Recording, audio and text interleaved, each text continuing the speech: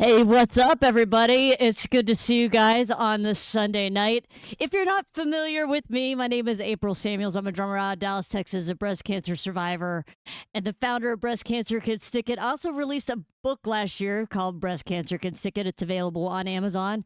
And tonight is a special night. This is something that we do every single year. It's been 11 years so far. This was our 12th broadcast for Triple Negative Breast Cancer Broadcast. If you're not familiar with triple negative breast cancer is a more rare and aggressive form of breast cancer. It usually affects younger women, meaning under 50 years old.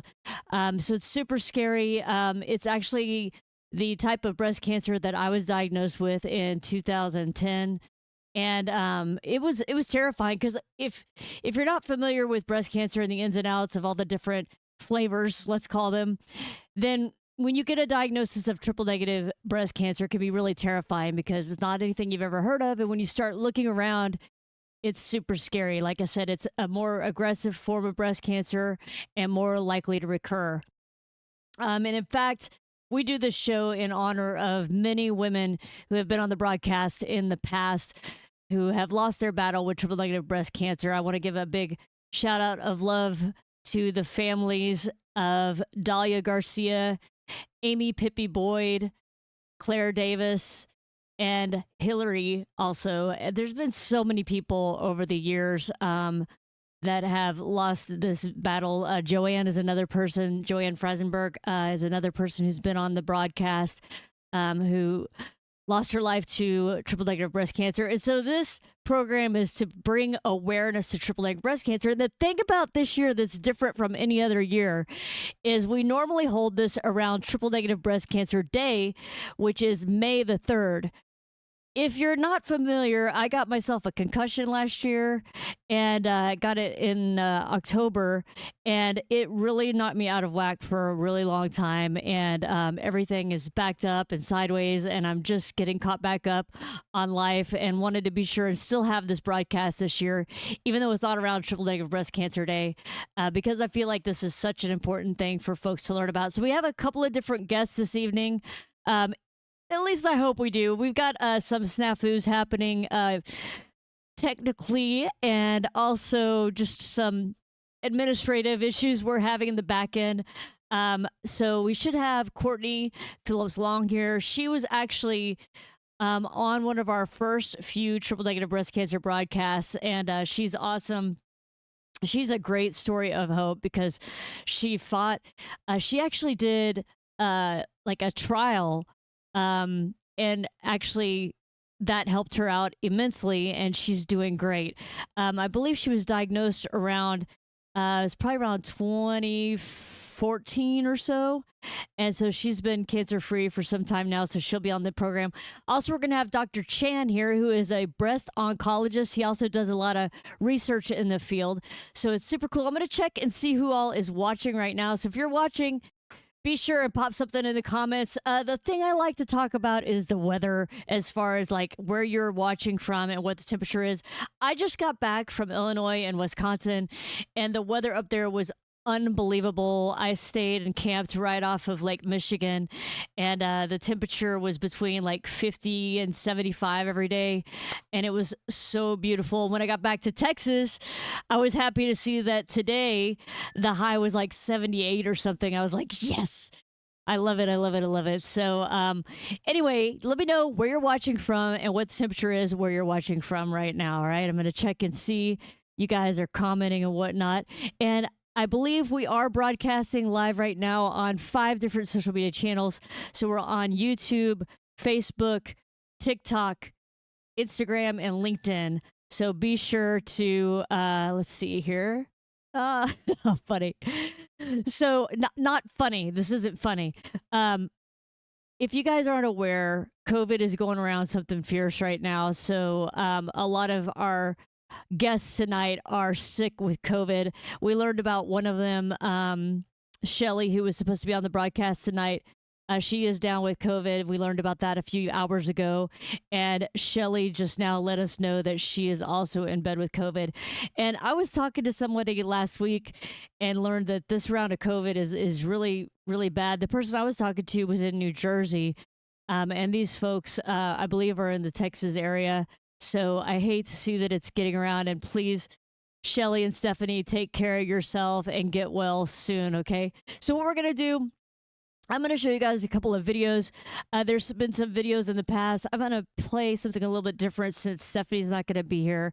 I'm going to throw something in that I wasn't planning to play. But especially for those of you who have never met me before, we've never talked before, I really want you guys to understand where I'm coming from and why this foundation is so important to me.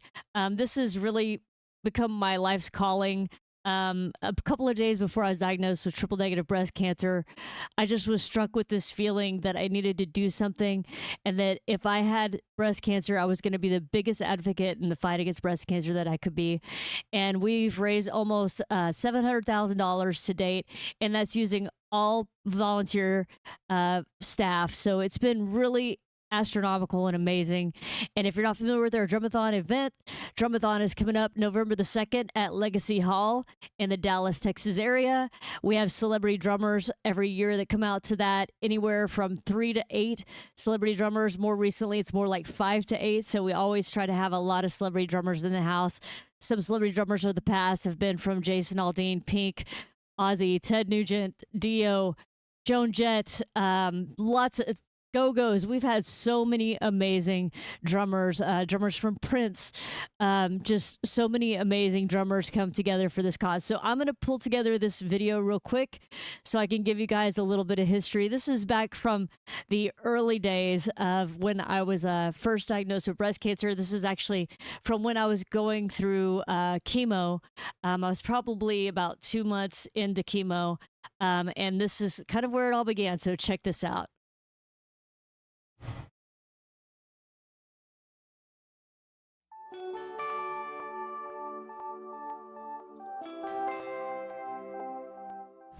Hi, I'm April Samuels and I drum. It's true, mostly drum. Over the past 7 years, I've had fibrocystic breasts. And so I've been going for ultrasounds every 6 months for 7 years to try to keep an eye on, watch out for breast cancer.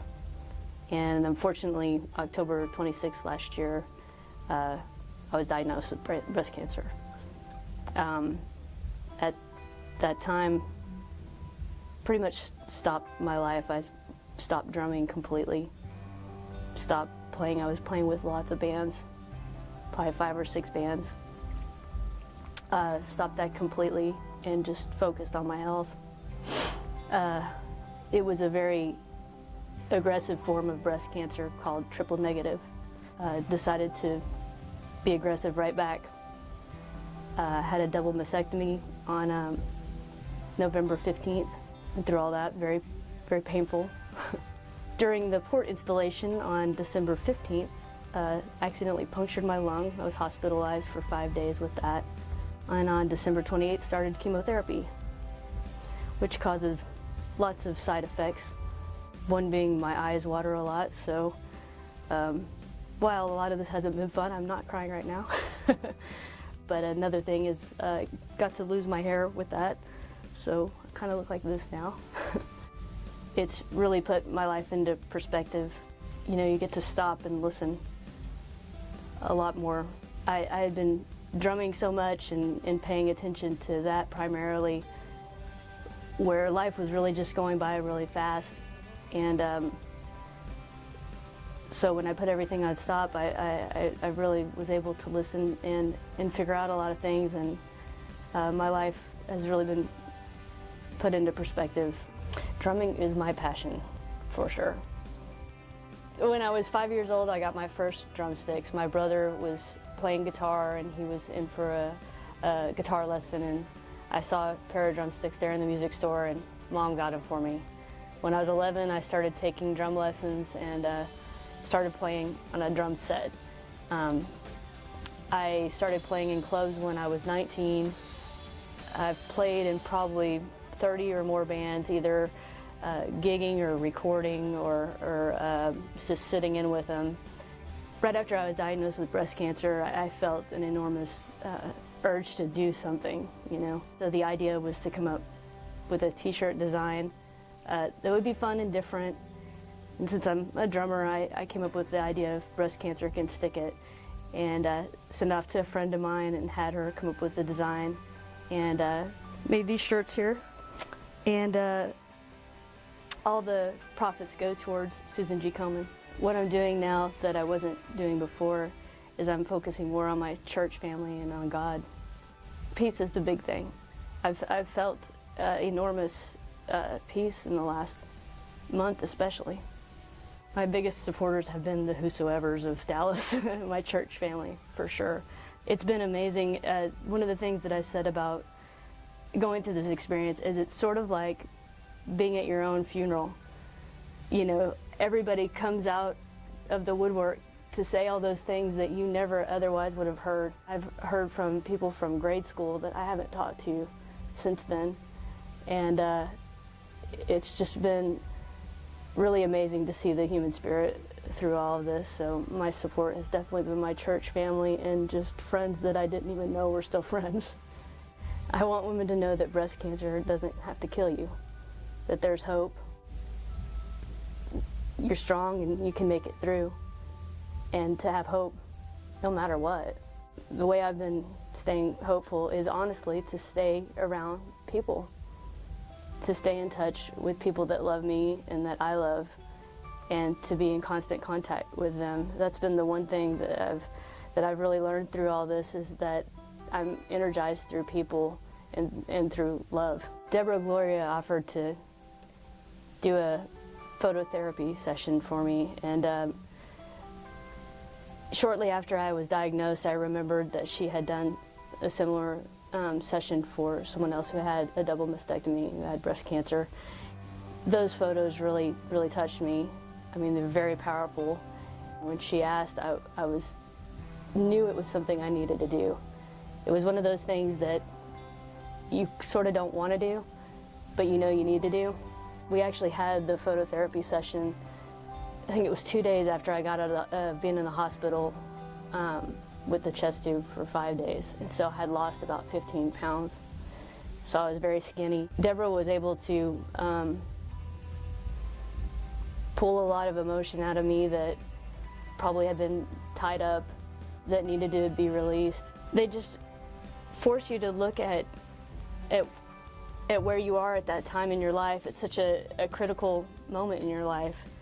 When you're at your worst, when you're feeling the most. And looking at the pictures of the scars and how skinny I was, and then feeling how I do now, it's just, I'm able to see a progression that I otherwise wouldn't be able to see. To me, the power of women means the ability to rise above adversity. I'm April Samuels, and I believe in the power of women.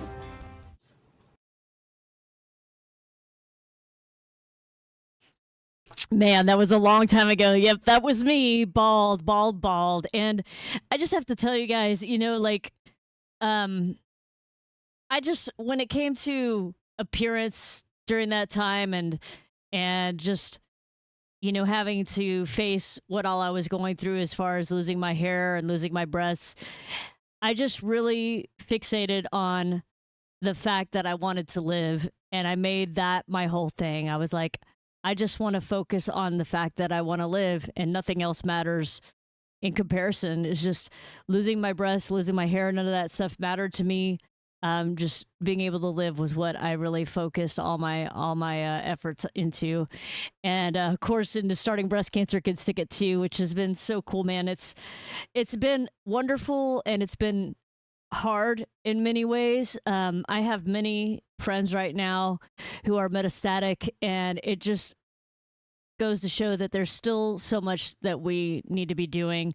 If you guys are interested in making a donation, you can go to breastcancercanstickit.org and click on Help the Cause in the top right there and make a donation of any kind. And you can also do a donation in memory or in honor of somebody. If there's somebody that you know that's going through breast cancer or who passed away from breast cancer, or a breast cancer survivor, you can honor them in that way.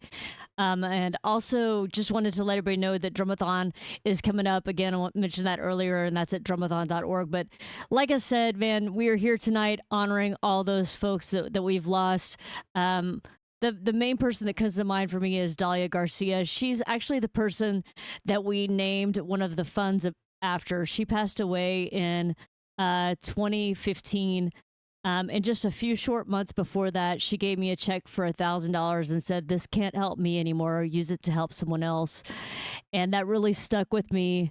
And several years later, we started a fund called Dahlia's Fund at Parkland in Dallas, Texas, which helps fund breast cancer treatment for people who can't afford it. So it's really a great thing, and all in the name of Dahlia, and we're super glad to do that to help other folks. All right, good news, guys. So I know Stephanie and Shelly are both sick today. Courtney, my bud Courtney, is going to be here. So I'm going to flip over for just a second. I'm going to show you guys some more stuff. So over the years, I got into the habit of taking pictures of myself after my mastectomy to kind of track my hair growing and my scars fading and all that stuff. And so at 10 years of being cancer free, I made a little video that kind of shows the metamorphosis that I've gone through over the past almost 15 years now. So I'm going to play that for you guys here next. Let me go and find it. Here we go. So I'm going to play this for you guys, and then on the flip side, we're going to have Courtney join, okay? Thanks, guys, for being here, and please be sure to share out this broadcast. If you're new watching and you have any questions for me, man, just put them out there again. I'm a drummer, breast cancer survivor, and the founder of Breast Cancer Could Stick It, based out of Dallas, Texas here. So please pop any questions that you might have into the chat, and I'll be sure to answer those questions. So check out this. This is over the years watching my metamorphosis from having the mastectomy, no hair, until now. Check it out.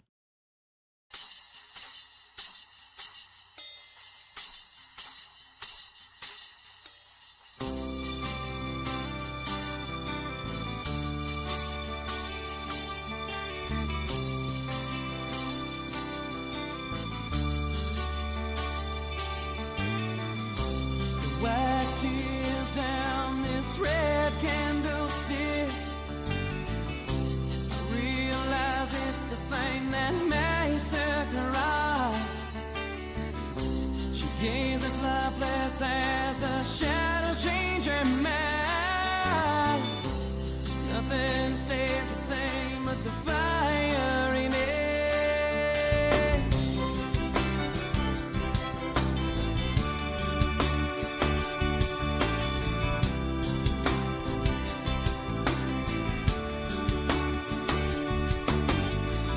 Heated by her lullaby, she quietly says goodnight.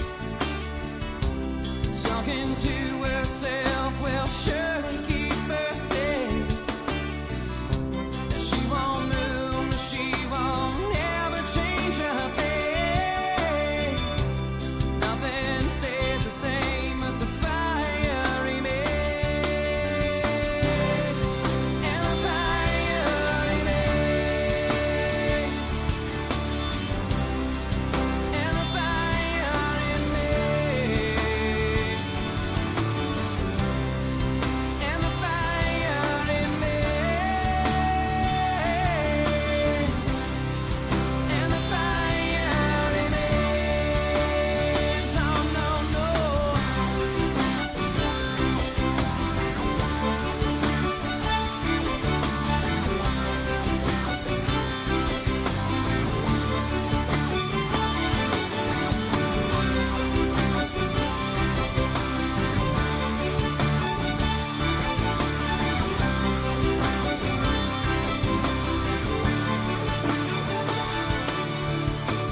Heated by her lullaby, she quietly says goodnight.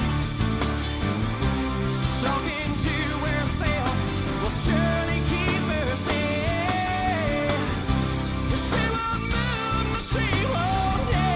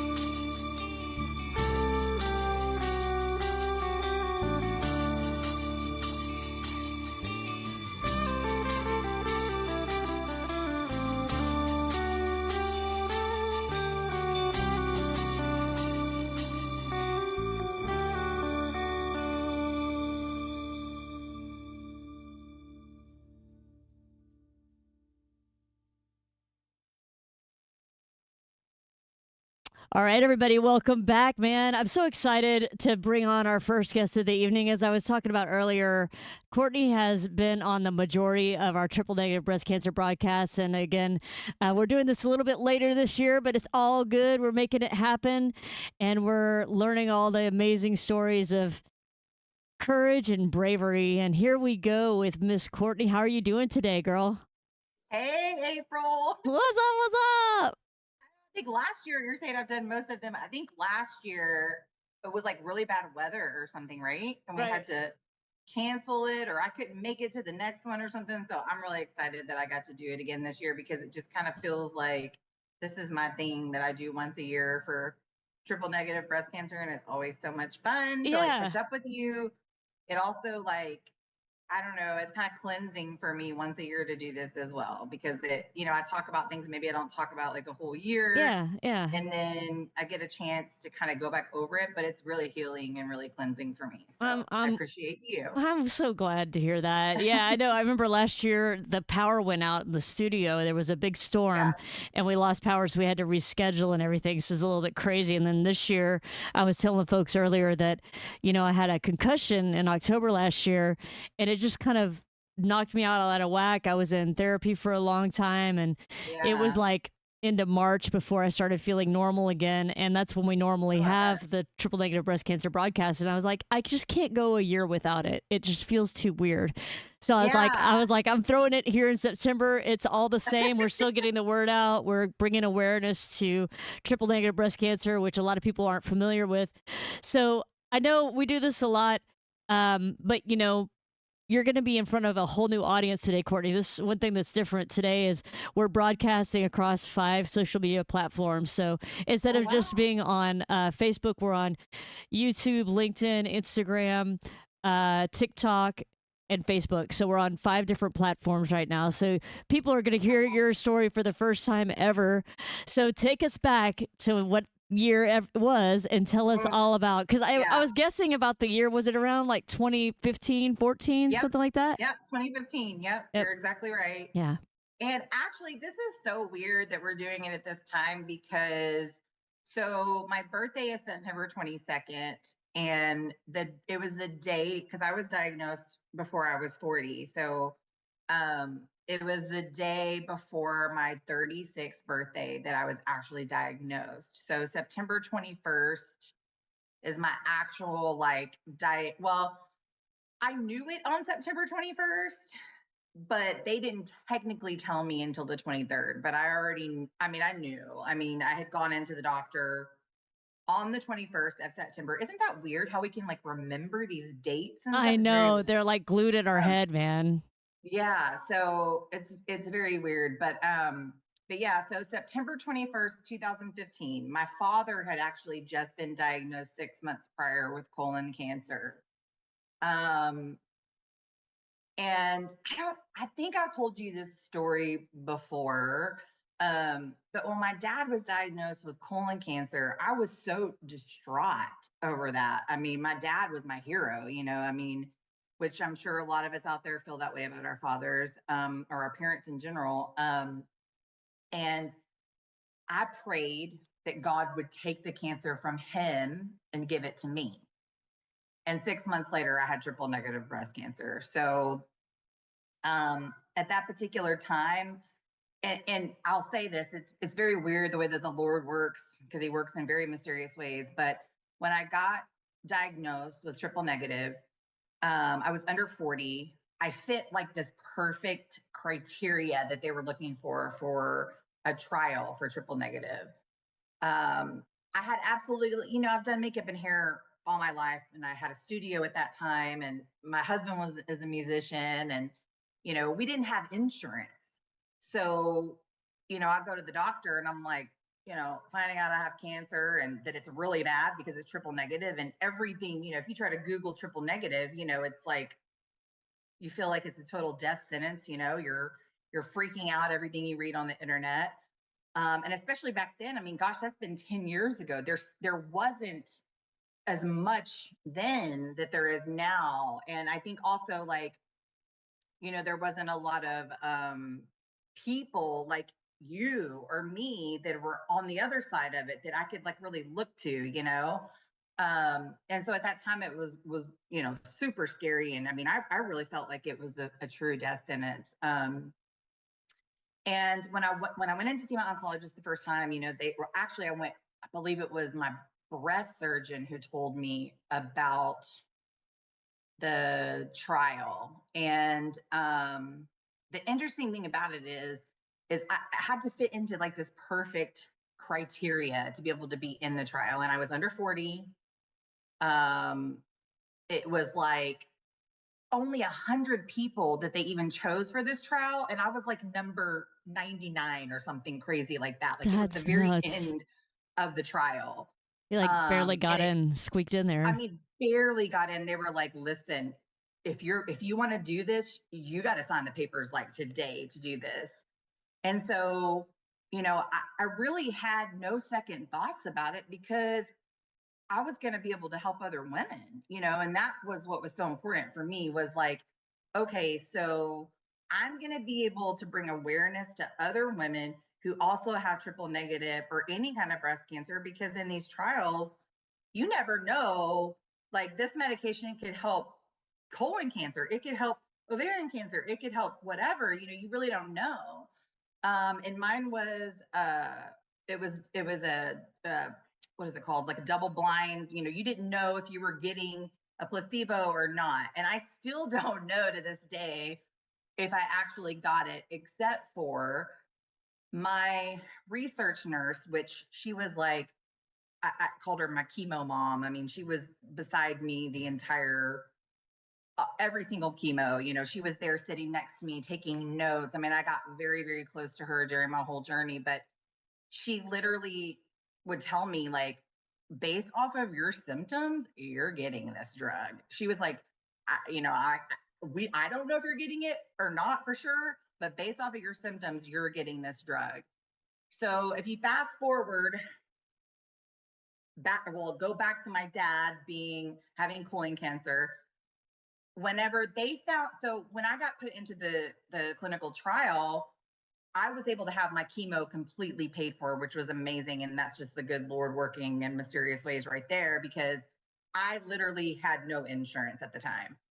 So I was able to get my chemo completely paid for. And they also paid for the BRCA. Part of the trial was that you had to be tested to see if you were BRCA1. And I think like that was part of the trial too. So like I had to have one of the BRCA genes to be in the trial. So they did the BRCA testing on me. I came back positive for BRCA1, which is breast and ovarian.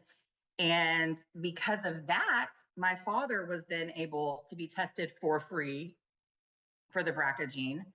And they found out, so they tested my mom and dad both for free. And I thought for sure it was going to be my mom. I really thought it was going to be my mom, only because her mother had breast cancer and she had it at a young age. She was in her 30s.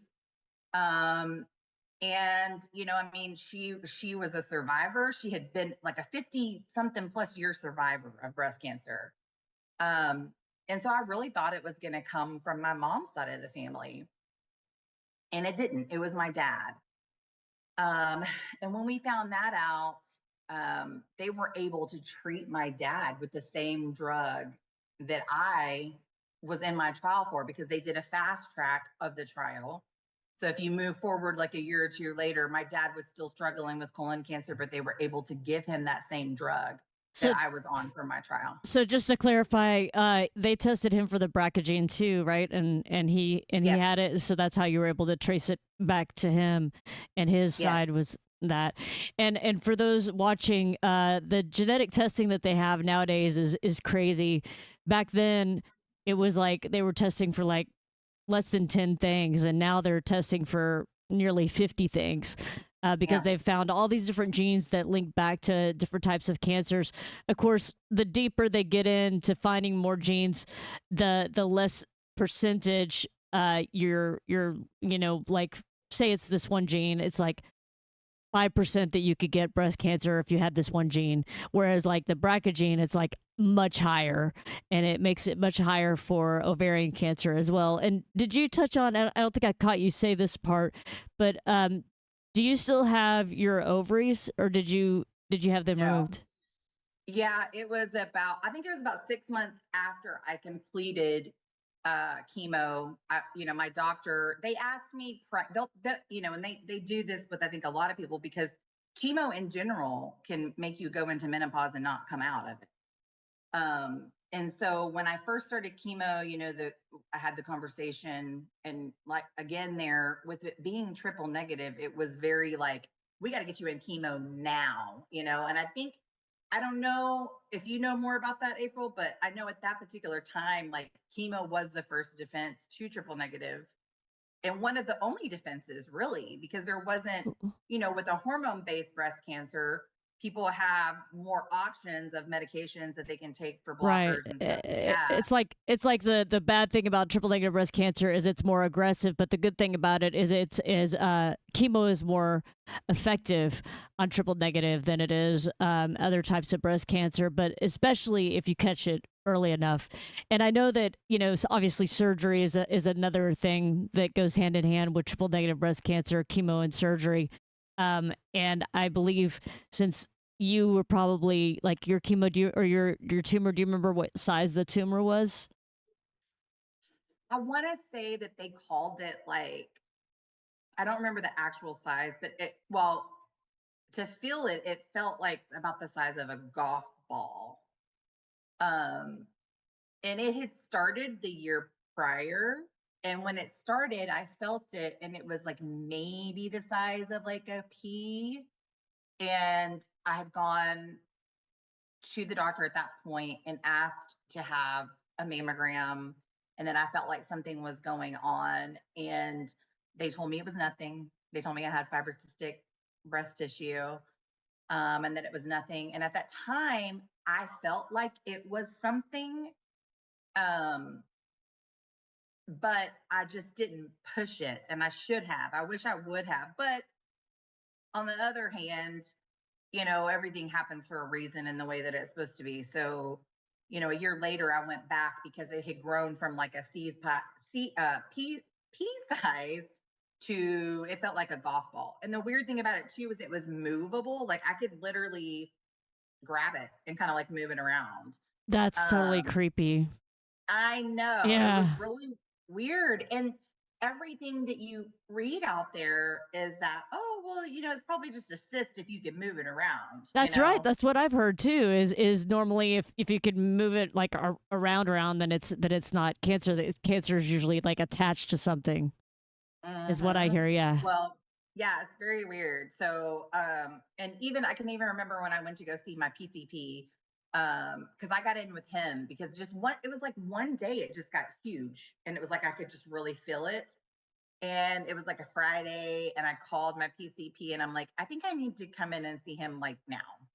And they were like, well, we don't have anything until Monday, but you can come in on Monday.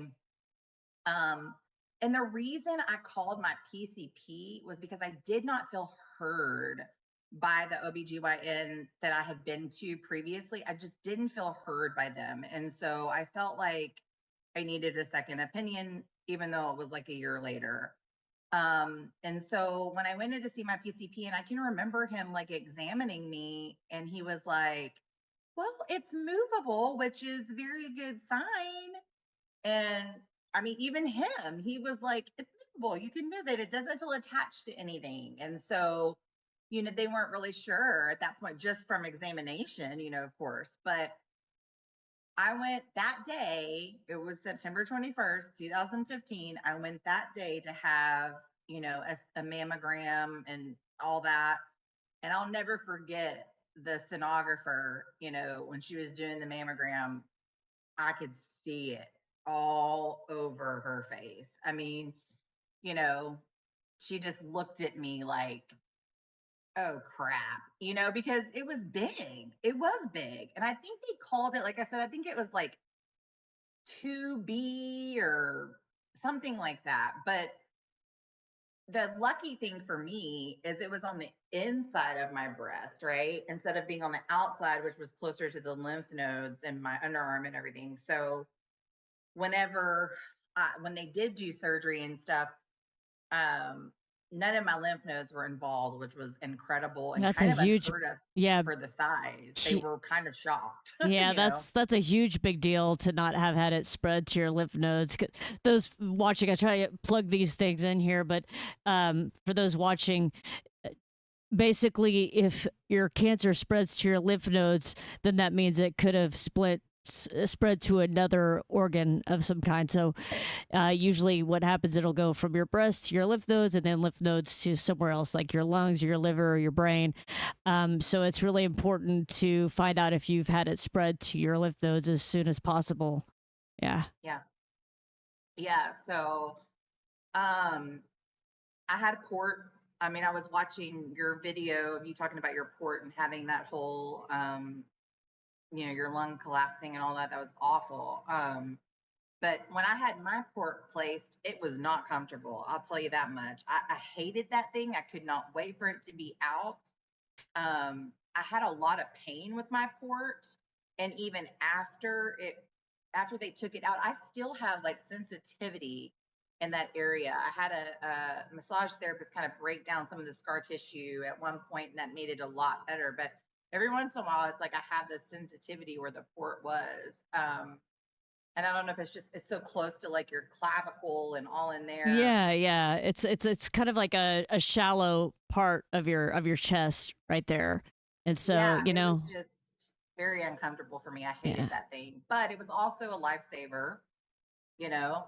Um, but there's a lot of things like that that I don't even think people they don't know. You know, you don't know until you go through cancer and chemo, or you have somebody that you know that's going through it. You don't hear about all those things, and there's so many aspects of it that are absolutely uncomfortable. And I mean, let's face it, I mean, you're getting pumped with medication that's killing good and bad cells, so they're bringing you almost to the brink of death to keep you alive. Yep, that's right. So And just to expand upon that a little bit, talking about how it's killing good and bad cells. So chemo, basically, again, I know you know this. I'm just saying it for folks who are watching, but so the chemo is actually killing fast dividing cells, and so dividing cells are in your digestive system, so in your mouth and your stomach. They're also in your hair. They're in your fingernails.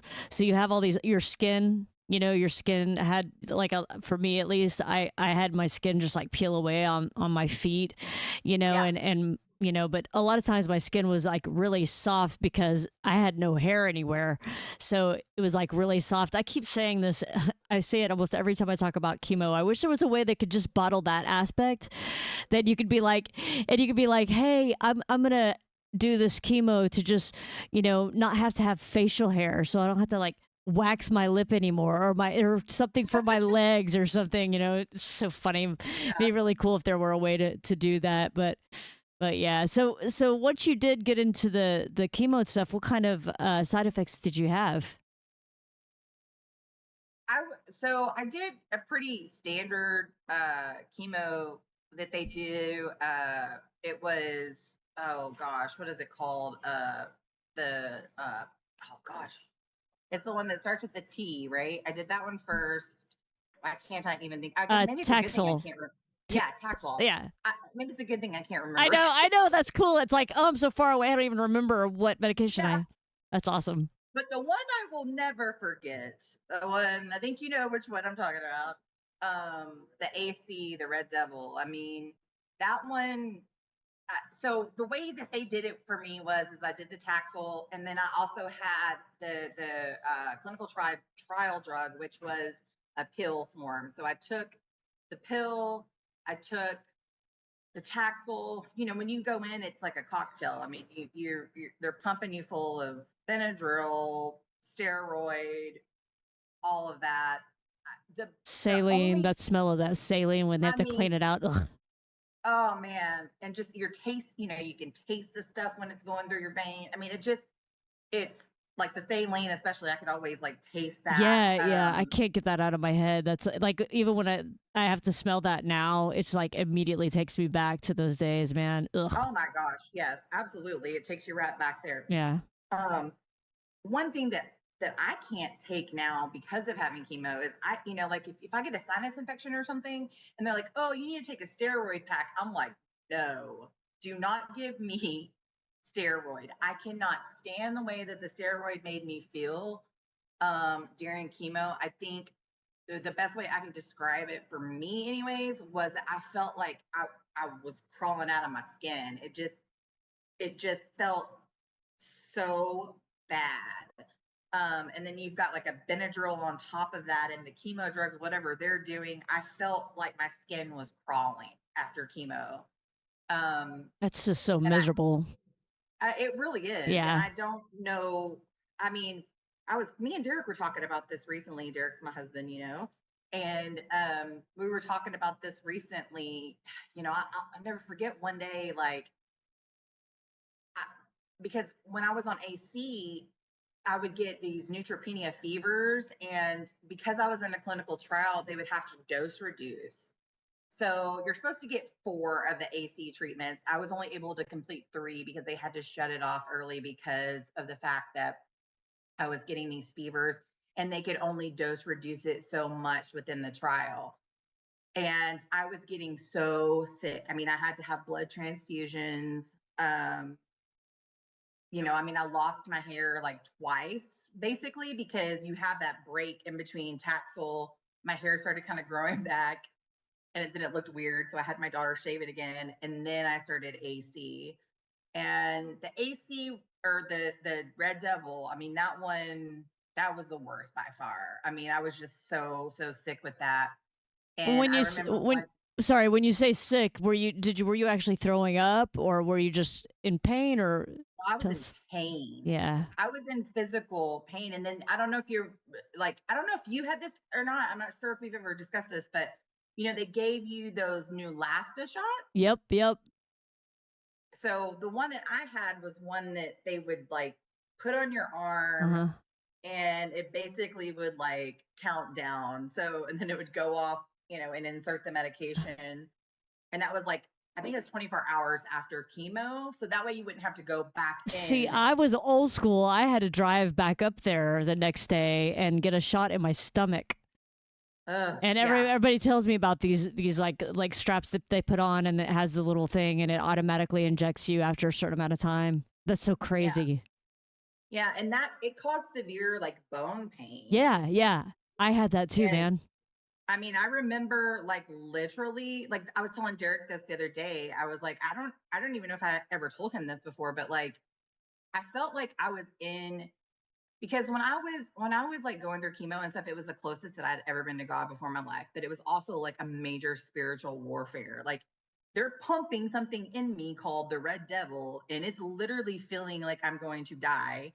And I'm trying to stay the most positive that I can in my life and just keep myself alive. I mean, it's really a mind game. We can heal ourselves with our minds. I really truly believe that, and with our faith and all of that. But it's hard. I mean, it is like a spiritual warfare that you're going through when you're going through chemo like that. And I can remember that my daughter was really little. I mean, she was like 4, almost 5 when I was diagnosed. And, when I would come home from having chemo and be really down, just like sleeping, miserable, feeling awful, bone pain, all that, he would take her out, to go play, to go skate, like whatever. And I can remember being at home in the bedroom by myself and I had to go to the bathroom. And I got up to go to the bathroom and I made it to the bathroom. And on the way back, I was just so weak. I fell.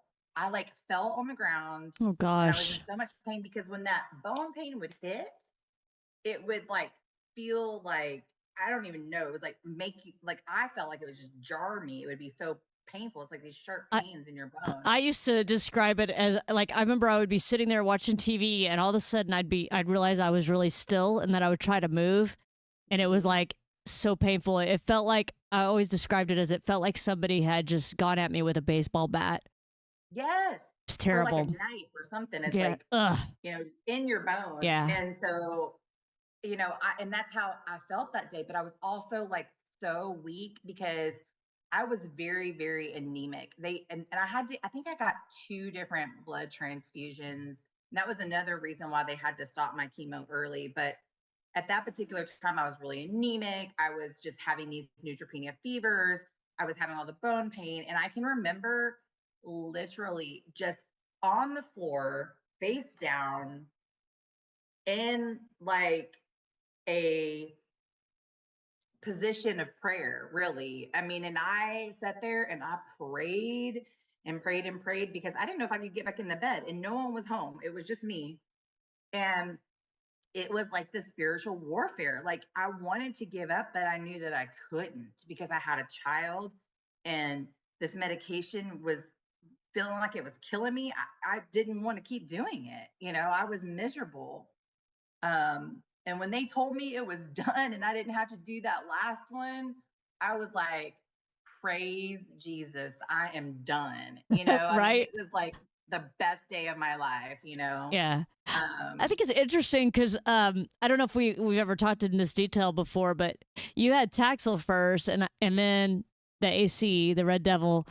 I had it the other way around. They did the AC for me first, which was cool because they were like, "Okay, you're gonna start Taxol now," which is way easier on you. right. And I was like, And it "Cool." was, yeah. Yeah. But the weird thing was is with the AC, I just lost the hair on my head. I didn't lose any other hair.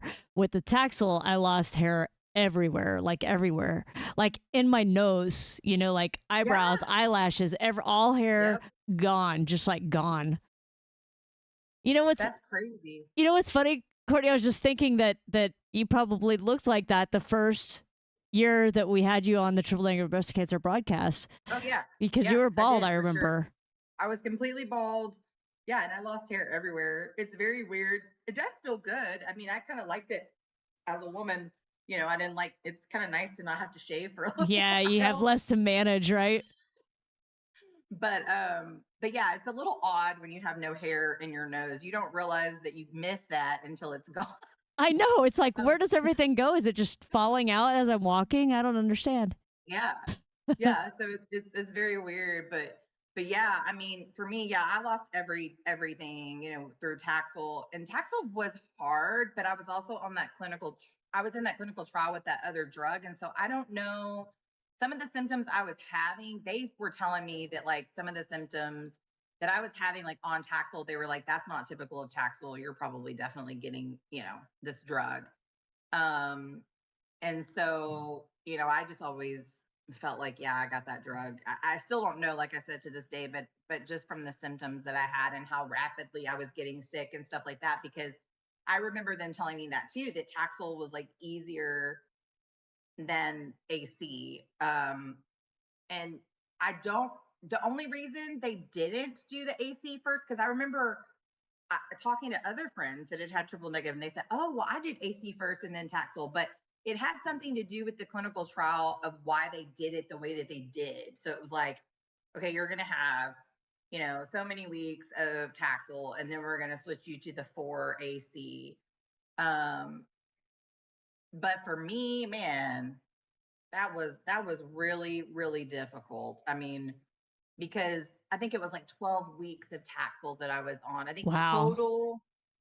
I think total, because you had to like, I think with the AC, I skipped, it was like you'd go a week and then skip a week and then go, and then skip a week and then go. So it was like a total of like 20 weeks that I was doing chemo with the study drug as well. So So, what were some of the side effects that you were experiencing that they said was not from the regular AC or Taxol? it was just like okay, so for instance, like I was getting so anemic, and that they said that I lost my hair like rapidly, like more rapidly than you would on Taxol from the very beginning and stuff like that.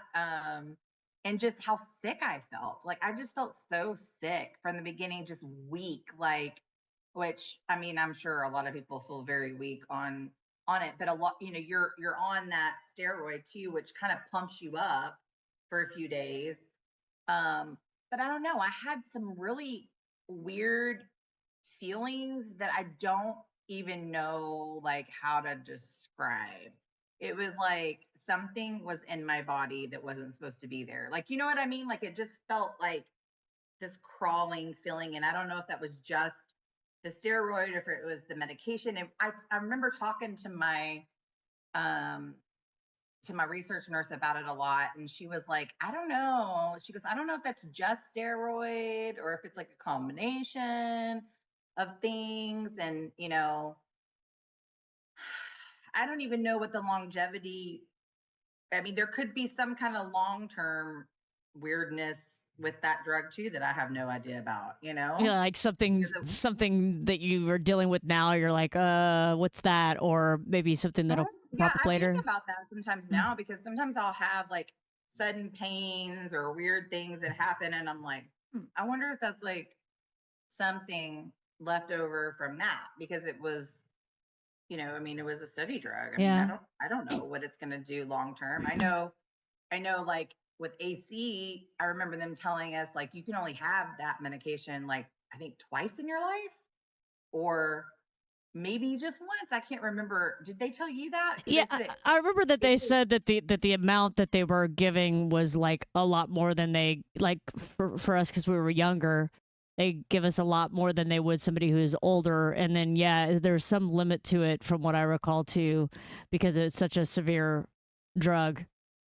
yeah. And I think it has something to do with like your heart or something like it can cause like heart damage or heart attack or something like that, like something bad with your heart. I can remember that. So they were like, you can only have this medication like so many times in your life or at the dosage that we're giving it to you. And I think that was like part of that dose reducing that they did with me and stuff too. So So um do you have any like any kind of things that you went through like any side effects that you had back then that have carried through that you can think of that other than well, the one main thing that I've struggled with ever since going through chemo is my weight, which is and I think that has to do just with the lack of hormones that I have now because the weird, when you go through chemo, you go through menopause and then you come out of it maybe. And I think I did come out of it a little bit, but then, I literally sat down with my oncologist and I said, okay, you know, she was telling me it's not, when or it's not if, it's when you get ovarian cancer because if you still have your ovaries, you're going to get ovarian cancer because you're BRCA1 positive.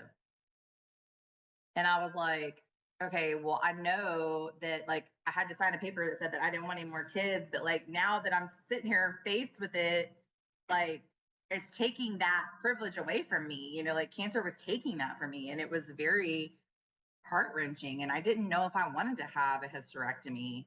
I was very, conflicted at that particular time of my life. I could totally understand why that's a tough thing. I remember, after I had chemo, um, that went into menopause during chemo, just like you said, and then I came out of it for a little while, but then I went back in it to like a lot earlier than I would have normally. And so Yeah. I feel like it made it to where I couldn't have kids. I was kind of to a point anyway where I wasn't planning to have kids, but just the thought that now, even if I wanted to, I couldn't have kids of my own kind of thing. It was a really Yeah. hard thing to come to terms with. I remember talking to my mom about it. Yeah, absolutely. I mean, it's just something that gets taken from you, and you don't have the control over it anymore. And as a woman, it's like, a lot of us, I think, identify. I mean, I know I do now. I definitely identify as a mother, and I couldn't imagine my life not being a mother now. I mean, I'm so lucky that I was able to have a child before going through cancer and stuff. But I don't think people realize that right gets taken away from you a lot of times when you go through breast cancer Yeah. or ovarian cancer or any kind of cancer because you go in and you have this chemo and this chemo takes it from you. It's very conflicting. It's hard. I mean, there are things that they can do now. I mean, I know they offer to like freeze my eggs and things like that, but As you can see, my daughter's in the laundry room behind me there. What's up? She's like, she's she's getting to be pretty big now. She's not that yeah. little 4-year-old Oh my anymore, God, but it's crazy. It's nuts, man. It's nuts. yeah. Yeah, I mean, but going back to what you said before, everything happens for a reason. And I feel pretty confident that I wasn't meant to have kids, and I'm probably doing the world a favor by not having kids. We need a bunch of little Aprils running Oh my around. God, could you imagine? That would be terrifying. Wow. So, Oh, believe me, mine terrifies me sometimes.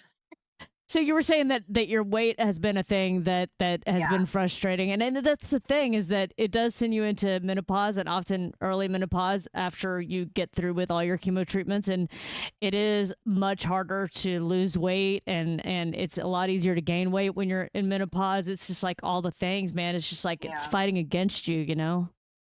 Yeah, that's the big thing. And I think too, I swear I still have chemo brain or like some kind of fog that happens to I me. think so too, man. I talked to Dr. O about it a while back. And for those watching, Dr. O is like the queen of TNBC oncology and research.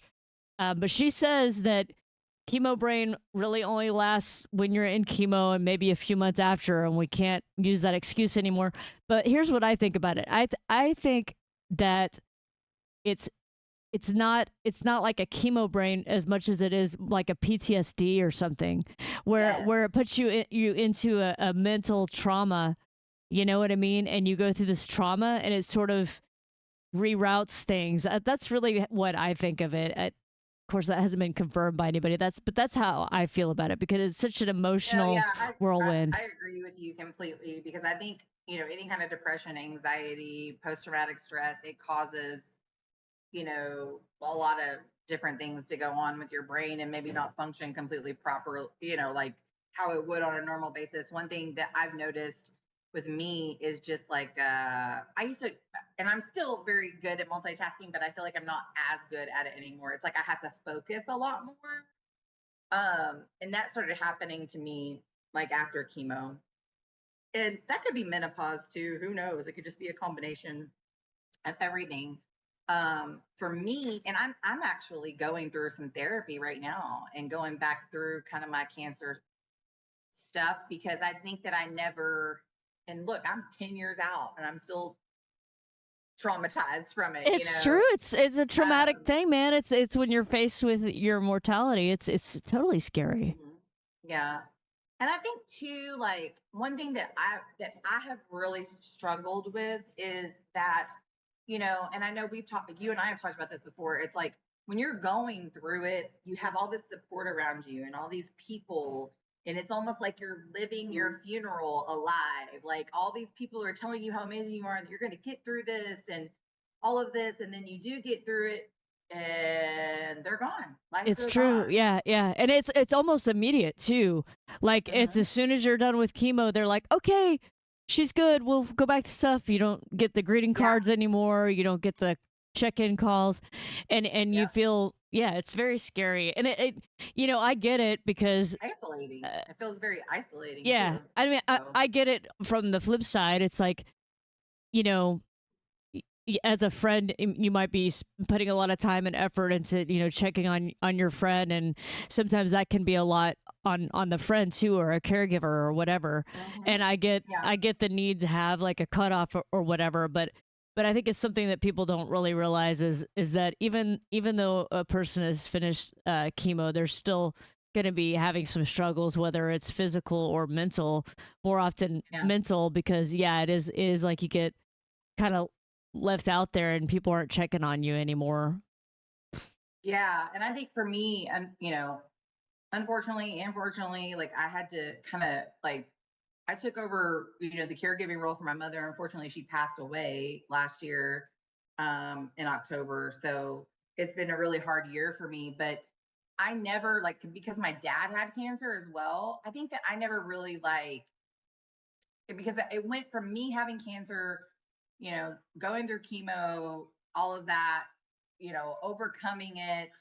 And I felt really strong after that. But then I had to like, it was like full focus on my father then at that point. And, full focus on my mom then. And I never really, I'm just now, like 10 years later, being able to sit down and like figure out exactly what I went through. Like sometimes I'm like, I can't even believe that that was me, and then I went through that. And little things pop up here and there that I didn't even realize. But now that I'm like, it's just me and I'm not taking care of somebody else, like, and I'm not like fighting a disease myself. It's like I kind of have this quiet time alone sometimes where I'm like, whoa, I can't even believe that was me. And then I went through that. And who was that girl? And who Yeah. am I now? Or like if you have any kind of like health things, or at least this is for me, like if I have any kind of health things now, I'm like, oh my God, how did I do all that other crap if this I is so know. hard for me right now? Like, I think it's just like such a boost of adrenaline in the moment, and you're like, okay, I got to be ready for anything. I'm in the fight for my life, Mhm. and Yeah. I think you just get this boost of like adrenaline, and I do think that it's hard to look back, because even I now, like, I played that video earlier of me bald, and I'm like, I don't even remember, like, I watch it and I see that person, but it doesn't feel like it was me. Yeah. So Yeah. I totally It's get it. weird. It's kind of like, yeah, I mean, it's like looking back in a movie of like someone else, sorry, my dogs are barking. Can you put them in the other room, please? Sorry. They were in the other room and then they snuck out. We have a new pug, so Oh, he's fun. he's a puppy and he drives the old one crazy. So, They wanted but to they're be fun. they wanted to Yeah, be on live. they're definitely my emotional support. Me and my daughter have one each. Yeah. And it's funny because my dogs, they really are that during my whole cancer stuff and everything, they really were like my emotional support. Absolutely. I think everybody needs an emotional support dog. Did you ever But see there's a lot of like American Cancer Society has a dog that they bring around to like oncology waiting rooms. yes, yeah, And it's awesome. yeah, and they bring him around and you get to like pet him and see him and stuff like that. I think that there's a lot to that, man. Oh, it really is. I mean, it's so amazing. I love my animals so much. But yeah, I mean, going back to that like kind of out of body experience of seeing yourself in that time, that's why like it's hard for me to sometimes even believe that I went through all that, and that it happened to me. And how did I go through it? Because I don't even want to walk into a doctor's office anymore. It's like I don't want to go to a hospital. I don't want to walk into a doctor's office. It's like Or I'm so scans, any scans, I'm it's like, like, I know, dude. yeah, it's like I do not want to deal with any of that junk anymore. And then I had to with my dad, and then with my mom, she was very sick. She didn't have cancer, but she just had a lot. When my dad passed, she just was brokenhearted, and so it was really hard for her after my dad passed from cancer. And bless her heart, she took care of me and him both during our whole I mean, me and my dad had chemo together. That's how close our diagnoses were with each other. We would meet up at Texas Oncology in Dallas and sit down and get infused together. So So crazy, man, to go through that with I your dad know, like that. That's so crazy. absolutely, it was absolutely, and he did lose his battle. Well, I say really he won because now he's in heaven and he's healed. But yeah, I mean it was a long journey for him. And I like to think that my prayer asking to, take it from him and give it to me, and I was able to go through that clinical trial, and then he was able to take that drug. It did provide him a little bit longer of a life. And so I hope that in the very least I was able to do that, and help others, in the very least, help other women who are going through ovarian or breast cancer or any other type of cancer. It was a difficult journey, but I would do it all again to help others. I really That's would. And um, Derek, we've talked about like, what if you got cancer again? Would you do it again? Would you go through all of that? And some days I say no because I remember all the pain of it. But deep down inside, I would if I knew that it was going to help somebody else. I would definitely do it again. That's But so just for myself, inspirational. I don't know. Ding dong. You know what I mean? Yeah, I know, but I mean, you got so much to see with Sarah and everything, your daughter, and I Yeah. mean, it's just like she's got so much stuff going on that you're here for. But that's not going to happen anyway. Everything's going to be cool. I mean, we've No, both made it a no. long way, so it's Hey, going to be good. I'm over 5 years now. I'm healed in the name of Jesus. Like I know. I'm claiming that. Like I'm done. I know, dude. I know. So, whenever you did the clinical trial, Courtney, did they have like follow up with you for several years after that? Yeah. So it was like you're basically in it for 10 years. And I guess this year will be my 10-year anniversary. I think I can technically find out now, but I think I have to like I don't remember what I have to do. There I go again with the I'm still blaming chemo brain on it. Um but I think I have to like get with the research people and they have to like they'll send you some kind of paperwork in the mail to tell you whether you were in it or not. But you had to wait like 10 years before you can do that. Um but yeah, they would follow me. It was like I think when I first stopped chemo, it was like every 3 months I had to check in, and then it went to 6 months, and then it went to 1 year. And now I'm just graduated. Like, if I am feeling like I need to go in and see my oncologist, I can go. You know what I mean? So, I mean, once you hit that 5 year mark with triple negative, they say that, that's you're not going to get it again, or at least that's what research has shown. At least that's what, from my understanding, is that what you've been told as well? Yeah, it is the 5 year mark is a really strong mark. You know, this I'm just sharing with you because it's scary, and I want people to know too because Yeah.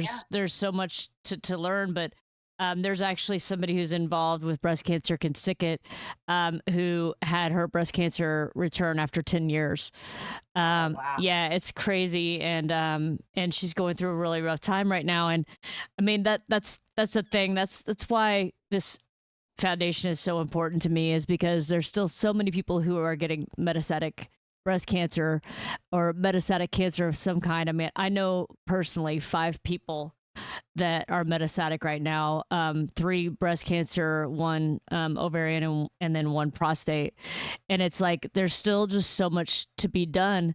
And I just keep Yeah. I think there's things have flipped around so much over the years to where so many people are surviving cancer compared to how it used to be back in like the 70s or 80s, Yeah. that we sort of get kind of comfortable in that, and we're like, hey, I mean, I think you and I should be comfortable. Like I think we should feel good. We're far out and Yeah. all that stuff. But I just mean in general, cancer is still, it still kills people, and we still got to do stuff to make a difference, especially in triple negative breast cancer, because it's so aggressive, and catching it Yes. early is so important. I mean, I don't think either one of us could talk enough about how important early detection is and how much that can Yeah. change your Oh, yeah. chances, And just being an advocate for yourself Mhm. because, I was told no, there was nothing wrong with me, and there was something wrong.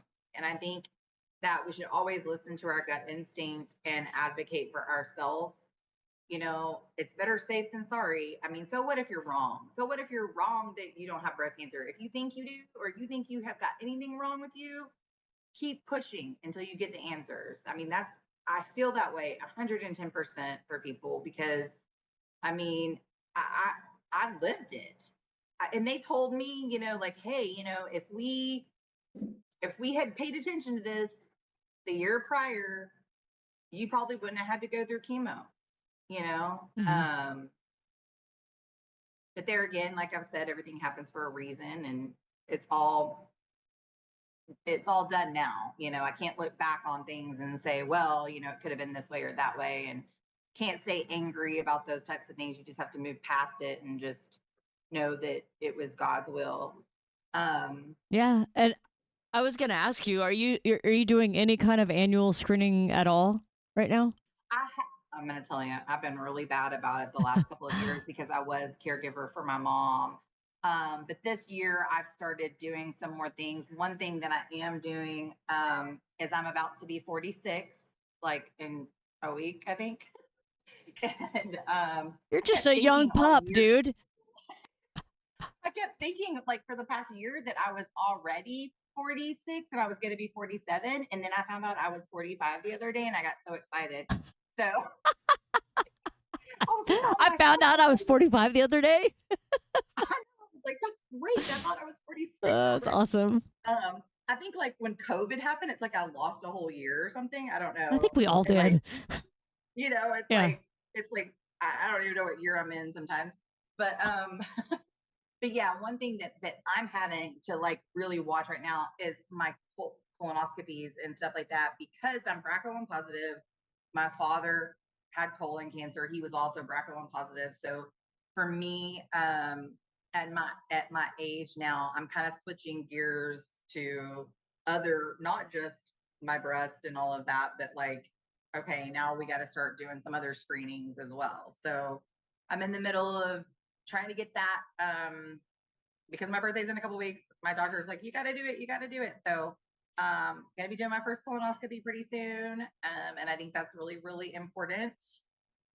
We had a guest on our show just last month, a celebrity drummer, and he started going in for his colonoscopy, and they did find colon cancer, and they were able to rectify it. And did I just almost say rectify it? And us, like as that was coming out of my mouth, I was like, do I want to use that word right here? Anyway, they were able to, get it in check and get him all taken care of because they caught it early and because he was doing his annual screening. Because what is that? I think it's at 50 you start doing that. Maybe it's younger. I can't remember. I think it's like 50. I think it used to be like 55 or something, and then they moved it back to like 50. But for me, they really wanted me to start it last year because my dad was a colon cancer survivor and because I am BRCA1 positive. Now, I have two cousins who their father passed from colon cancer as well, but he was only 47 when he died. So And young. he is not my blood uncle. He is my blood aunt's husband. Gotcha. So they were told that they needed to start doing it at like 35. Wow. So I think it keeps getting like younger and younger. And I think because of the age of their father whenever he was diagnosed. So I know my younger cousin was telling me recently that she really needed to do it because, they're getting to that age where they need to, and they're still, under 40. So, and it's just crazy. I mean, people are getting cancer just younger and younger, and these cancers that you hear about, I don't know. I guess it's, the way we're eating, the way we're living, just the world. I don't know. I mean, and maybe it's just that, we've got social media and all these things that you see all this stuff all the time, but it's craziness. It's craziness. And I do think that that there's a lot of things that we can do to prevent these things ourselves.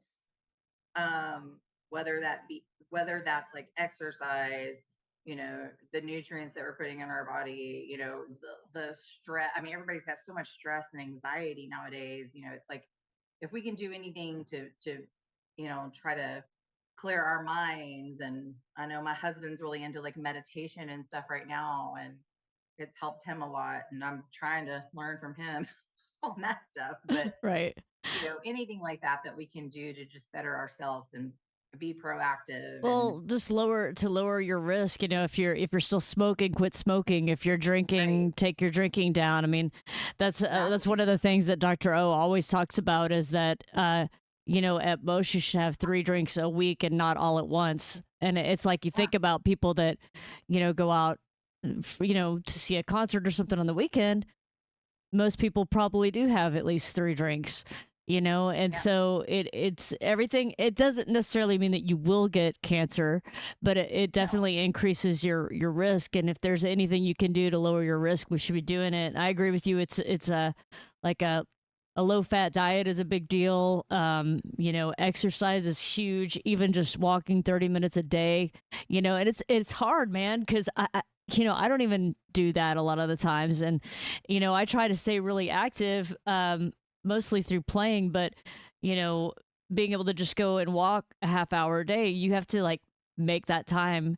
And then again, like what you're saying, having, taking care of your mental and your emotional health and taking out time for yourself. Like that's something once my mom passed away a few years ago, I signed up for like a massage membership so I could get like one free massage a month or whatever. And so I go regularly to like give myself that time and just like turn off and just do something for myself. And I think that's important. Oh, absolutely. That's actually something I'm working through with my therapist right now is just like, having some self-care because that's so important to have self-care. I know for me, like, I'm a very artistic person and I haven't really been able to express myself artistically lately. And, I feel like that's something that I'm really missing in my life. And I think like whatever we can find joy in and it brings us peace and helps us fight anxiety and all of that, that's really important. Whatever, things that are healthy. I mean, everything should be done in moderation, right? I mean, like, you could overdo your artistic stuff. And I have before. I mean, I've worked myself silly, before. And I had to really learn after cancer and stuff to learn how to say no to things as well. You know, but now I'm missing it because I'm not doing it as much. And I do think that it is important that we still do the things that we love and that make us happy. And It is so hugely that important. keeps you, that keeps you healthy too. It keeps your mind and your body healthy. It's life is so weird, man, and it's so short. And I've learned just, gosh, the last 10 years of my life has been insane. And I always say this, it's like there was this Courtney before cancer, the Courtney during cancer, and the Courtney after cancer. And I'm still trying to figure out how they all coexist. Is this all really the same person? Yeah. Right? I know, I get Yeah. it. Another thing that I've thought of for a while, and now I've spent a lot more time outdoors because I have an RV, and so I've been going camping a lot. Is I think that there's really something to getting back in touch with nature and being outdoors. I think there's a lot to that. That I think it can be healing, Oh, yeah. emotionally and physically. It's just I don't know. There's nothing better to me than, a 75-degree day, just laying on a park bench somewhere and looking up at the sky. It's just, I don't know, something about it. It's just very relaxing. And I don't know. I feel like it does Oh, good, yeah. does the I love body it. good. Yeah, I love that. We spent the whole weekend outside this weekend, so it's been great. The weather's, so nice yesterday and today, just that cooler weather. And we all three of us, me and my husband and my daughter, we've been outside all day the past 2 days, and she's training for skateboarding and all that, but me and Derek are just sitting out there enjoying it. And Derek has recently gotten really into what is it called? Uh where you go outside, what is it called? Grounding, where you That's like go outside and you do the grounding and like you you're just, barefoot, like you're barefooted and you're on yeah, walking through the grass or the dirt or whatever. yeah, and you just kind of like get the energy from the earth and get healing from the earth and stuff like that. It's so cool because I mean, it's all God created all of this for us, and I just think we don't tap into it like we should sometimes. So Yeah, I agree with you, man. I do. Well, man, I am so excited that you like were cool with jumping on early with me tonight oh, and hanging absolutely, out. of And it's course. like we haven't got to talk in a long time, and I know we I missed last year. know. We got to do the math again and figure out how many you've done because I think you've only missed I like know. the first one. I know you weren't part of the first or the second one. Yeah, the first and the second one because I remember the guests on those, and then last year because of all the technical Yeah. issues and the power outage and stuff. So I was diagnosed in 2015. So I think the first one I did was in 2016 with you. Well, I guess essentially you've done it every year but one that you even qualified for it, you know? Qualified. You know what I mean? Because you didn't have triple negative breast cancer when we had it in 2012, 2013, 2014. Yeah. You know, Yeah, I wasn't in the club yet. you weren't in the club yet. Now you're in the club. Well, I'm so glad to get a chance to talk to you again and see your smiling face and hear, your faith is so awesome and watching that shine through and just the inspiration that I know that you bring to people out there, Courtney, who are either recently diagnosed or that have friends who are diagnosed or going through breast cancer, and just, remembering to keep the faith and take care of yourself, So I appreciate every time you come on the show. It's always great. Thank you so much. Yeah, I dude. appreciate you and everything that you're doing for triple negative breast cancer, and just, keeping it in the forefront of people's minds, because I think it's really important. A lot of people still don't even know what triple negative is. It's true. So it's good to have you on our side and our cheerleader, our leader of triple negative. The leader of triple negative breast cancer, April Samuels. I'm here. April Samuels. Thanks, man. I appreciate that so much. And I'll be sure to get in touch with you when we start to do the one next year. That'll be closer to actual triple negative breast cancer day. So sometime in March, and we can catch up again. Okay. That sounds great. All Thank right. you so much, April. Have a great night. You too. Take care. Okay. Bye. Bye. All right, everybody. So awesome having Courtney on the show. Man, I swear I got to go back and count. It's probably 10 times that she's been on the show. It was even way before all the different live broadcasting channels that are available. The first time we did it was on something called Blab. It was before Facebook had live broadcasting or any of the channels out there did. So we're going to take a quick break. We're going to play another video. I know I played you guys a video earlier back when I was still going through chemo. And this video I'm going to play for you guys now is about 4 or 5 years after I completed chemo. And it was actually a few months before our first ever Drumathon event. And this is a recording that was done at Deborah Gloria's photography studio back in 2015. So check this out. We'll take a quick break and watch this. And then here, coming up in a little bit, we're going to have Dr. Chan. He's a breast oncologist. So be sure to bring your questions if you have any, and we'll be sure to read those to him and get those answers for you. See you on the flip side. April Samuels. I actually was born in Amarillo, Texas, but I grew up in Plano. I'm a drummer, a breast cancer survivor. A lot of people I know don't have a passion in their lives, and this is my passion. And I live for it, I really do, every single day. I started playing drums, I got drumsticks when I was 5 years old. I was in a music store with my mom for my brother's guitar lesson. Found a pair of drumsticks, and I was like, oh, get it for me. So she got me those pair of drumsticks. I started taking lessons when I was 11, and I've been playing ever since. So I've been playing professionally for about 20 years. So I'm about 22. It was a Tuesday, 9 o'clock in the morning, and my phone rang. And my doctor said, I can't really believe it, but you have breast cancer. It's what's called triple negative breast cancer, and it's high grade. And he told me to take some time, get on the internet, reputable sources, and learn about triple negative breast cancer and what high grade means. And I learned really quickly that it wasn't good. A couple of days later, I was able to go in and sit down with the doctor. I prepared a big list of questions and asked him everything I could. And I remember the moment really well. I recorded every conversation with any doctor through that whole period because there was so much information at once. And I asked him, I said, you said it's triple negative, you said it's high grade, it's the worst it could be, is that right? And he said, well, yeah. So I looked at my dog, and she was 12 or 13 at the time, and I thought she might outlive me. And that was just really shocking, to think that my dog could outlive me. I think anytime someone is diagnosed with breast cancer or any kind of cancer, they just immediately think they're going to die, and soon.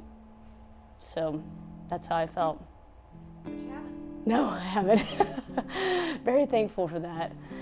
Yeah, when I did talk to my doctor about triple negative breast cancer and everything that we knew at that point from the biopsy, and I said, well, you're telling me that this is an aggressive form of breast cancer, so I want to be aggressive right back. What's the most aggressive approach?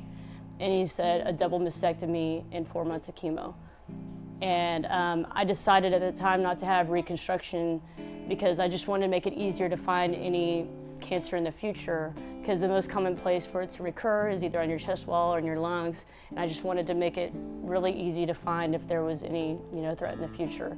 So I went ahead and did not have reconstruction, and I wear prosthetics. Literally within, I believe, 10 days of being diagnosed, I decided that I wanted to be the biggest advocate that I could in the fight against breast cancer. And I came up with the slogan, "Breast cancer can stick it," combining my passion for drumming and my passion for fighting breast cancer, and came up with that slogan. And I had my friend draw up a little logo and everything, and started selling t-shirts and raising funds in the fight against breast cancer. So jumping into that made it where I could take all the energy and turn it into positive energy and start doing something in the fight against breast cancer. I was also really active in my church at that time and had a really strong church group in my family. We were very close as well. So having my friends and my family just gave me a lot more energy. I found that if I was alone for very much time during that whole time, that it was really bad for me. I would get very depressed. So sometimes friends would just come over and stay a few days with me, and that got me through it every single time. Deborah and I met at church. We went to a church together called Southwestern Dallas. We met a few years before I was diagnosed, and she's just an amazing photographer and an amazing person too. She had an exhibit called Underneath My Clothes, and had several people that she had done phototherapy with in that gallery. And I remember one woman in the gallery was a woman named Karen, and she had had breast cancer, and she had had a double mastectomy. And I just remember how touching and how moving those photos were, especially of Karen. And Karen was there that day, and I actually had a chance to talk to her. And so shortly after I was diagnosed, I don't know, I had this feeling that Deborah was gonna call me and ask me, and I had already decided that if she asked me, it wasn't necessarily something that I wanted to do, because you're very vulnerable in a phototherapy session, but I knew it was something that I needed to do, to be able to get through everything. It's hard to describe, but Deborah will talk to you about whatever it is that you've been through and just bring forward those emotions through whatever issue you've gone through. It doesn't have to be necessarily something where you're left with scars or any kind of body deformity or anything like that.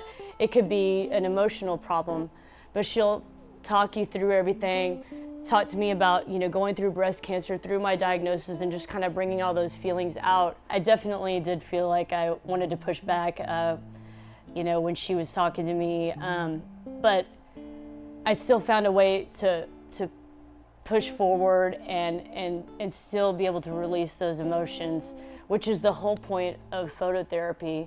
You're there, you're naked, literally, but also emotionally, and it's that whole process that is, I can't even describe it. It's just a wonderful process. I'm just so thankful to have gone through it, because when I look back at those pictures, I can really see how far I've come, not just physically, but emotionally too. It is really something that I'm so blessed to have had the opportunity to do. When I look at the pictures, I guess I knew at that time that I wasn't, sure what was going to happen. I knew that I was going to have chemo. I was pretty sure I was going to be okay, but I didn't know for sure. I didn't know what chemo was going to be like. I didn't know, there's risks with chemo. There's risks with all the treatments and everything, all the medications and stuff like that. I was scared, but I also was sure about my decision, and I was focused, on what I wanted to do and how I wanted to get everything done. So. And how do you see yourself now? Yeah, I feel physically and mentally strong, unless somebody asks me about how I used to feel. No, I do. I feel like I am here for a purpose. This is what I'm called to do. Breast cancer can stick it is my life. This is something, it's the first time I've had something in my life that I feel like every point in my life brought me to where I am today with this, and it was all building me up to have this organization, and I will carry this all the way out, and you know, sometimes I think, oh, I'll do this until the day I die. And well, no, because we're going to solve for breast cancer before that, right? That's the plan. So, you know, while I keep thinking, oh, I'm going to do this for the rest of my life, the plan is to not have to do it for the rest of my life. And then I'll find another cause to get behind and do that. I've played drums since I was 5, basically. I got drumsticks when I was 5 years old. And so it's always been a part of who I am. And I always wondered, I was like, you know, once as I got older, I was like, well, I'm not signed, I'm not touring the world, you know, what's this drum thing about? Is it just a hobby? What's the purpose behind it? When I got diagnosed with breast cancer and came up with Breast Cancer Can Stick It, it was like, that's what it's for. It's to bring a new spin on awareness for breast cancer, to be able to reach a whole new audience and to be able to take this to a whole nother level and raise awareness. Breast Cancer Can Stick It. We've done so many amazing things. You know, sometimes I'll have to step back and go, whoa, what just happened?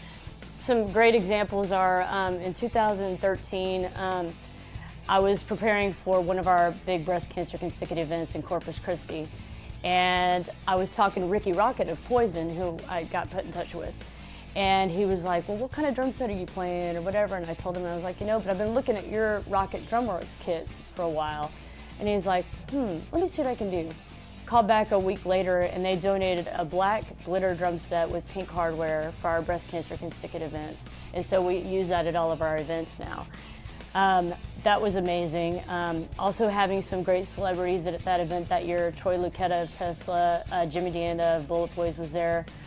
Another thing that happened last year was Bret Michaels from Poison did a meet and greet wearing a Breast Cancer Can Stick It shirt on his birthday. And so all of a sudden all these pictures started showing up out there.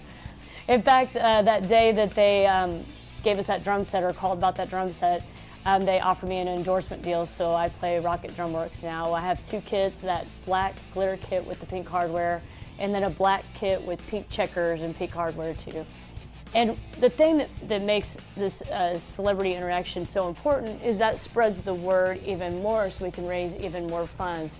So last year we wrote a check to Baylor Salmon's Cancer Center for $10,000. We've also donated to the Pink Daisy Project, which is an organization that helps women who are going through breast cancer right now, just with, you know, financial needs, whether it be a gas card or a restaurant gift card or anything like that. So we've been able to donate a lot, and then this year we're doing a big thing called a drumathon, and it's going to be our annual walk, if you will. But it will be geared towards drummers, but anyone can participate in it. And we're hoping to raise between $50,000 and $75,000 from that one event. So, I mean, it's just growing bigger and bigger, and we're making a bigger dent in breast cancer each day, really. You know, I really feel that it's important to reach women directly as well. So many times I'll be talking to someone and they'll be like, oh, my friend was just diagnosed. I'll be like, tell them to write me on Facebook or whatever. And having those direct conversations are so important when you've been diagnosed recently. It's really hard to talk to people that you're close to about breast cancer because they're emotionally involved, right? But whenever they can talk to me, I've been through it, I understand, and they don't have to worry about me getting upset. Not that I don't care, but I'm not, you know, a friend or family member that can't handle hearing how hard it is. So it's important that we do it that way too. I'm a drummer, a breast cancer survivor, and the founder of Breast Cancer Can Stick It. That's who I am. Everything about me. Sleep, eat, drink, drums, breast cancer awareness. Every day.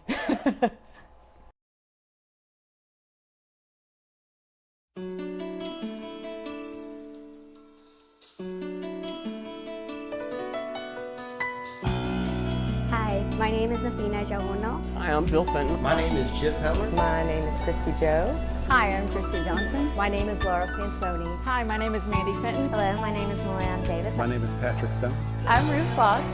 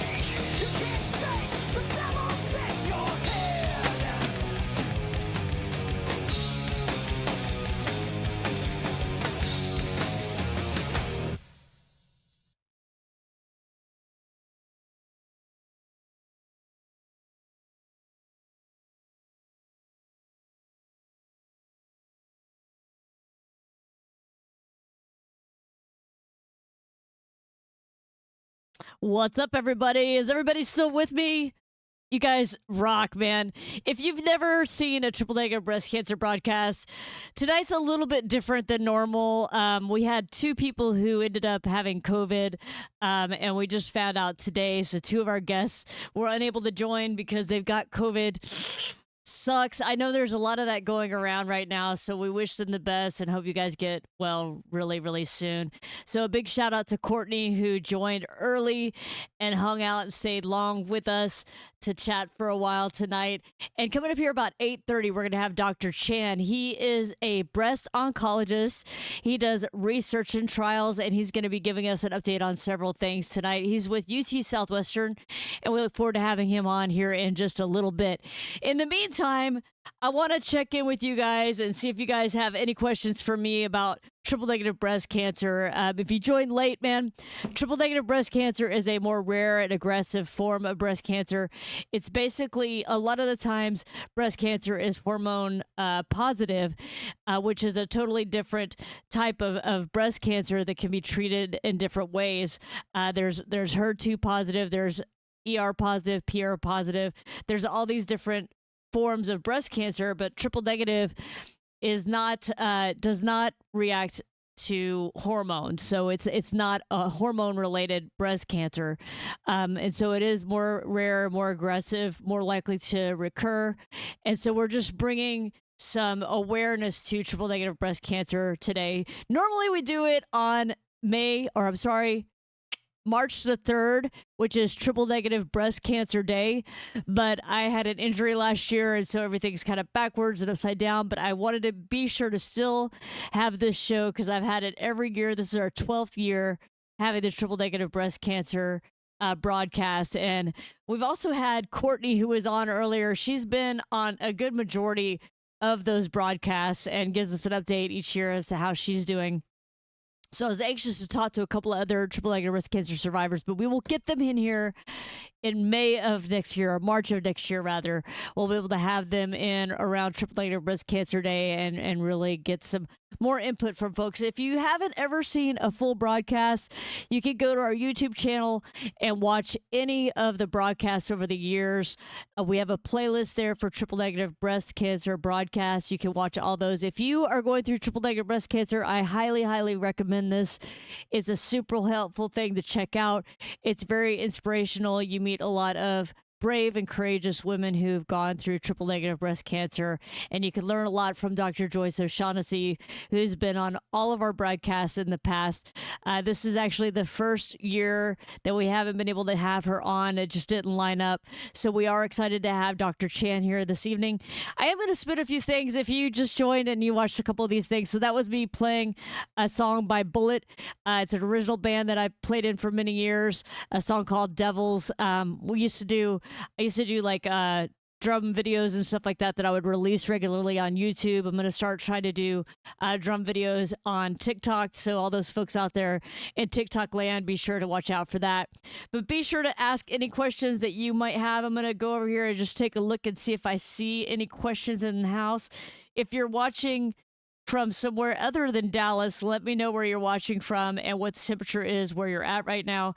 Today was a very mild day in Dallas, Texas. The high today was only 82, and right now it is 74. Freaking loving that so much. So I'm going to flip over here and check the comments real quick and make sure I haven't missed anything. And then I'm going to play you some stuff. Kim Lusk is in the house. Eric was here. Dina, Mary, Daniel, lots of folks in the house right now. Thank you guys so much for watching. If you joined late, please be sure to share out this broadcast. All right, let's play a couple more things for you guys. So I do have a few fact or fictions from Dr. Joyce O'Shaughnessy. She's like one of the leading researchers in triple negative breast cancer. So we're going to play a couple of little clips from her real quick. Let's watch this right here. Check her out, and I'll see you right back here. Can a man get breast cancer? Unfortunately, yes, but thankfully, very rarely. But a man who has a strong family history of breast cancer does need to be vigilant because there are certain inherited genes, such as BRCA2 and others, that can run in the family and cause breast cancer, ovarian cancer, pancreas cancer, melanoma, that can also cause male breast cancer. And there are other such genes as well. So a man needs to be vigilant. If a man were to find any abnormality of his breast, a bit of a swelling or a mass or a thickness, he'd want to bring that to attention. Thankfully, very rare, but even without a family history, men and women have to be vigilant for breast cancer. Over the last several years is this issue of textured breast implants having a very, very low risk of causing a very aggressive form of lymphoma, anaplastic lymphoma. Now, this is very, very rare. We're talking about 1 in 10,000, 1 in 30,000. I've been practicing 35 years, and I think we probably had the textured implants maybe 20 or so years, and I've seen one case in that period of time to give you a feel for how rare it is. Fortunately, it's almost always curable just by removing the implant and removing some of the tissue around it. Almost always that completely cures the lymphoma, and no chemotherapy is needed. Very rarely, the lymphoma, however, that occurs around the breast implant can spread to the lymph nodes, for example, or other places, and chemotherapy is necessary. That's very, very rare. Check it out. There's this killer new way to help raise funds for breast cancer can stick it by shopping at Kroger. Simply sign into your Kroger account online, then go into Community Rewards on the left-hand side. From there, search for Breast Cancer Can Stick It, then select Enroll. That's right, you shop, Kroger donates. Enroll with Breast Cancer Can Stick It today.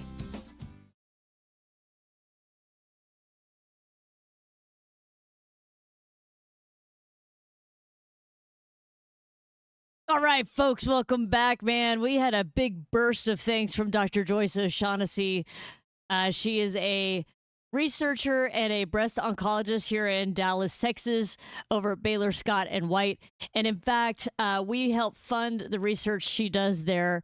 Each year, we make a donation to Baylor Scott and White Foundation, and all those funds go towards fighting breast cancer through her research and trials. She does so much work there. Fun fact about Dr. Joyce O'Shaughnessy. I asked her one time on a broadcast, like, what drove her to become an oncologist. And it was a really interesting story. And, I noticed that people who have a lot of passion behind their work, there's usually a darn good reason. And with her, her sister was diagnosed with leukemia at a very young age, and actually passed away as a child, and that really had a huge effect on Dr. O.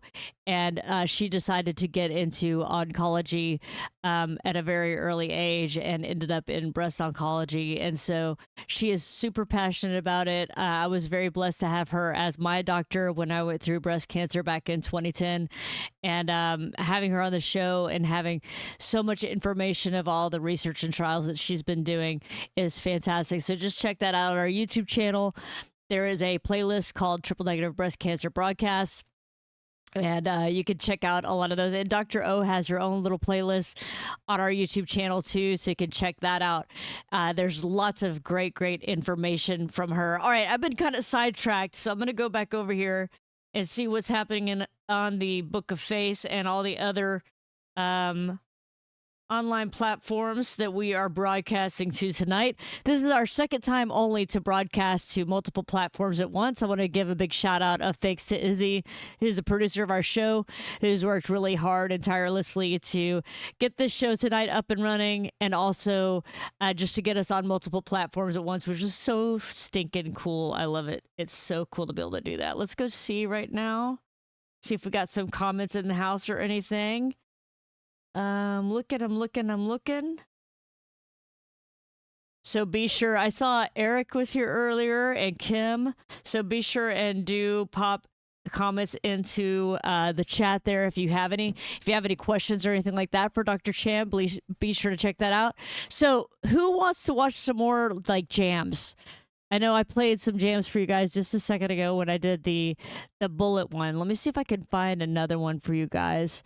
There's kind of a fun one. I think this one. Yeah, this one would be really funny. So this is another video, and I'm actually playing with some other folks that are from the Dallas-Fort Worth area. If you're familiar with Joey C. Jones, he passed away. He actually had cancer and died just a few short years back. But he was pretty well known in the LA scene back when Warrant and Poison and all those guys were playing on the Sunset Strip. He was in a band called Sweet Savage. And then later, he was in a band with CC DeVille after CC left Poison for a brief period.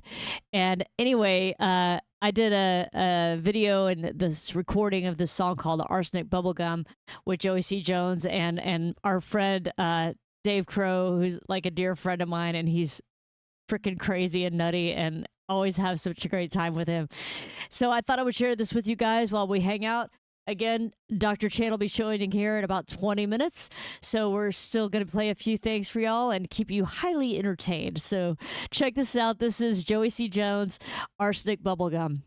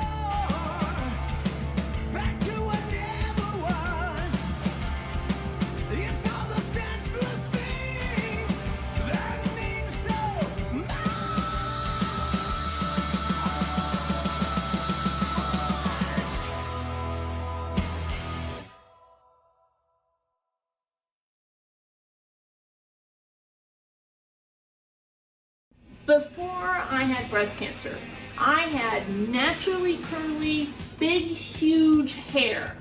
And I complained, as people with naturally curly hair often do. Careful what you wish for. All I ever wanted was straight hair. Well, now, no matter what my hair looks like, I think what this journey has taught me is that every day with hair is a good day.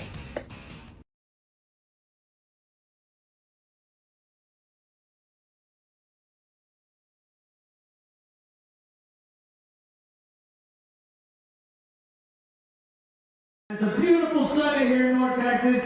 Welcome to Jonathan!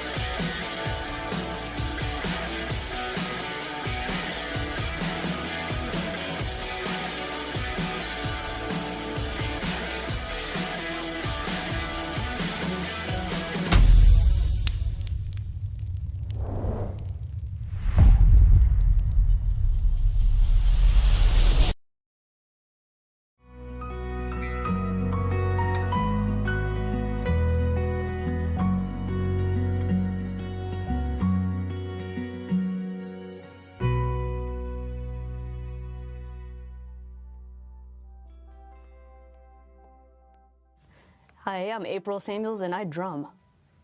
It's true, mostly drum. Over the past 7 years, I had fibrocystic breasts. And so I've been going for ultrasounds every 6 months for 7 years to try to keep an eye on, watch out for breast cancer. And unfortunately, October 26th last year, I was diagnosed with breast cancer.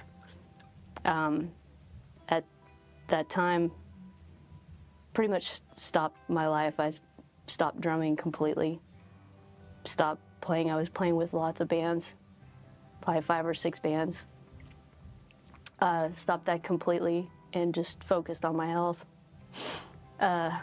It was a very aggressive form of breast cancer called triple negative. Decided to be aggressive right back.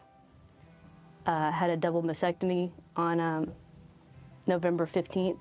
Went through all that, very, very painful. During the port installation on December 15th, accidentally punctured my lung. I was hospitalized for 5 days with that. And on December 28th, started chemotherapy, which causes lots of side effects. One being my eyes water a lot, so while a lot of this hasn't been fun, I'm not crying right now. But another thing is, got to lose my hair with that, so I kind of look like this now. it's really put my life into perspective. You know, you get to stop and listen a lot more. I had been drumming so much and paying attention to that primarily, where life was really just going by really fast. And so when I put everything on stop, I really was able to listen and figure out a lot of things, and my life has really been put into perspective. I felt an enormous urge to do something, you know. So the idea was to come up with a t-shirt design that would be fun and different. And since I'm a drummer, I came up with the idea of Breast Cancer Can Stick It, and sent it off to a friend of mine and had her come up with the design. Literally within, I believe, 10 days of being diagnosed, I decided that I wanted to be the biggest advocate that I could in the fight against breast cancer. And I came up with the slogan, Breast Cancer Can Stick It, combining my passion for drumming and my passion for fighting breast cancer, and came up with that slogan. And I had my friend draw up a little logo and everything, and started selling t-shirts and raising funds in the fight against breast cancer. And then this year, we're doing a big thing called a drumathon, and it's going to be our annual walk, if you will. But it will be geared towards drummers, but anyone can participate in it. And we're hoping to raise between $50,000 and $75,000 from that one event. So, I mean, it's just growing bigger and bigger, and we're making a bigger dent in breast cancer each day, really.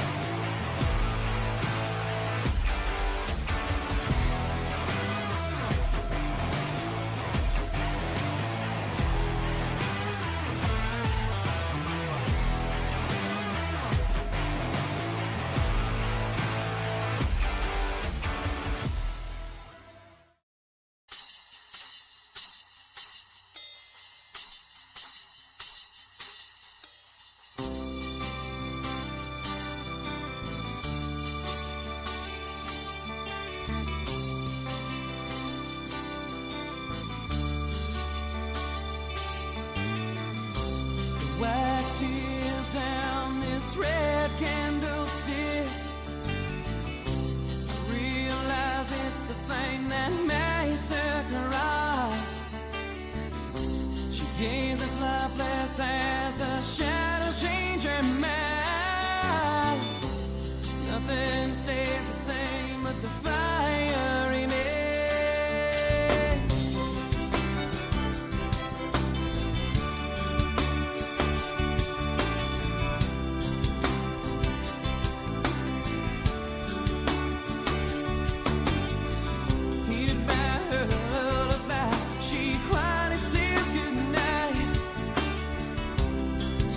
To herself will surely keep her safe. She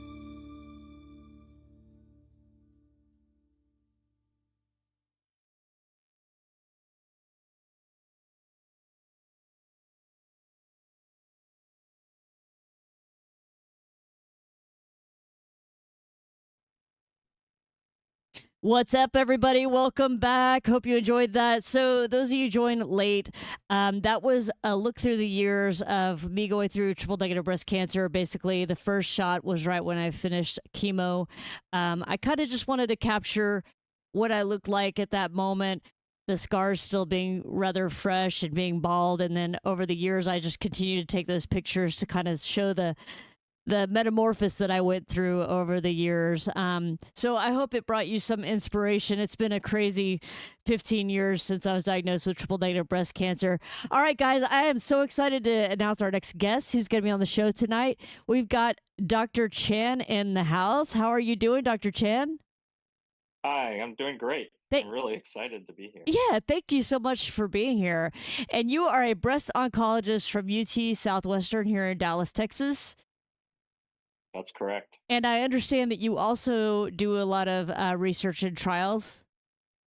Yeah, I'm a physician scientist, and so we actually have a lab that's focused on developing new therapies for metastatic breast cancer, and we're starting to take that into clinical trials. Oh, wow. Can you tell us a little bit about what, like, some of the latest things you guys are doing? Yeah, I'd be happy to share. We actually started to take a kind of unique way of looking at metastatic breast cancer. I think, as metastatic breast cancer is really the deadliest form of breast cancer. It's when breast cancer spreads to a different organ of the body, and we decided to tackle the hardest version of that, which is when breast cancer spreads to liver. And that's when it becomes very clinically challenging to manage. I actually, to give you a little bit of background about myself, I actually got an MD and a PhD during my training, and my PhD was done in a lab that studied liver regeneration. I just got really interested in cancer, and so I switched fields from liver disease to cancer. And I figured, it gave me a different kind of unique perspective on how we might approach cancer that spreads to liver. So instead of focusing purely on kind of what makes a breast cancer cell move or grow or divide, we started to look at it a little bit from the liver perspective. And so the big question that we started to answer with our newest therapy is, instead of answering the question of how do cancer cells grow in the liver, we actually answered the question of how do these breast cancer cells create space once they arrive in the liver? Because these metastatic breast cancer cells don't go into an empty vessel and just start to grow. They go into a space where there's already a lot of stuff there, like liver cells. And so we actually figured out the protein that regulates the creation of space by the cancer cells. And turns out they're quite destructive. These cancer cells use this protein to create space by killing the neighboring healthy liver cells. And I think that's, that kind of intuitively makes sense, because people, patients that have breast cancer that spread to their livers, unfortunately, sometimes they can see damage done to their livers. And I think the part that's really exciting, and I think people have responded very encouragingly to this, is that we developed a gene therapy that kind of restores our own liver's ability to fight off the cancer, and to block it from creating space. And I think that was some of the materials that I sent you earlier.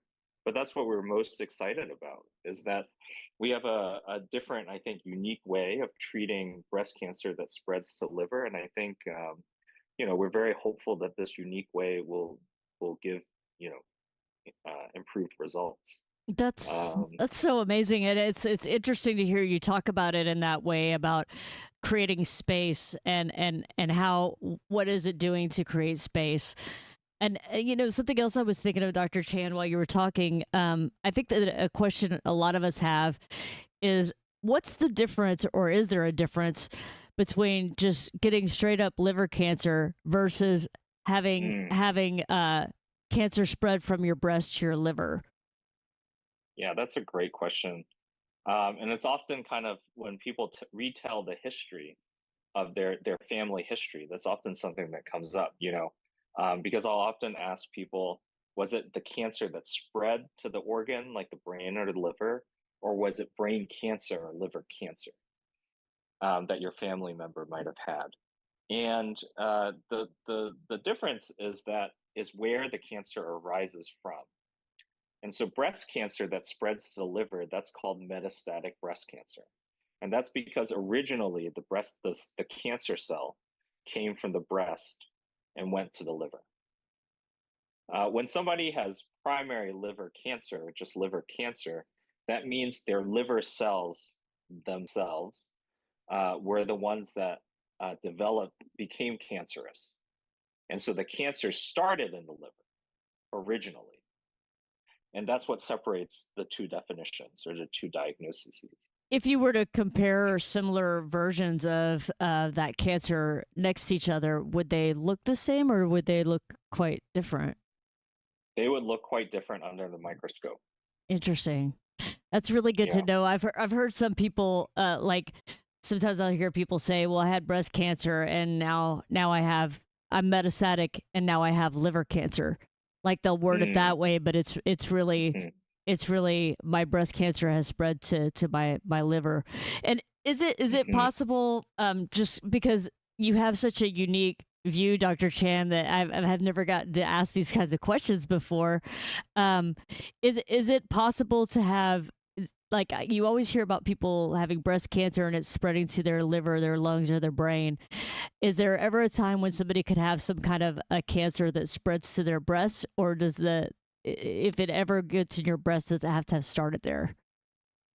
Yeah, that's a great question. It's incredibly rare for someone to have cancer that spreads to their breast. I've actually seen one or two cases in my career, but it's very rare. So that's why I say it's very rare, and also rarely reported by other physicians in published reports.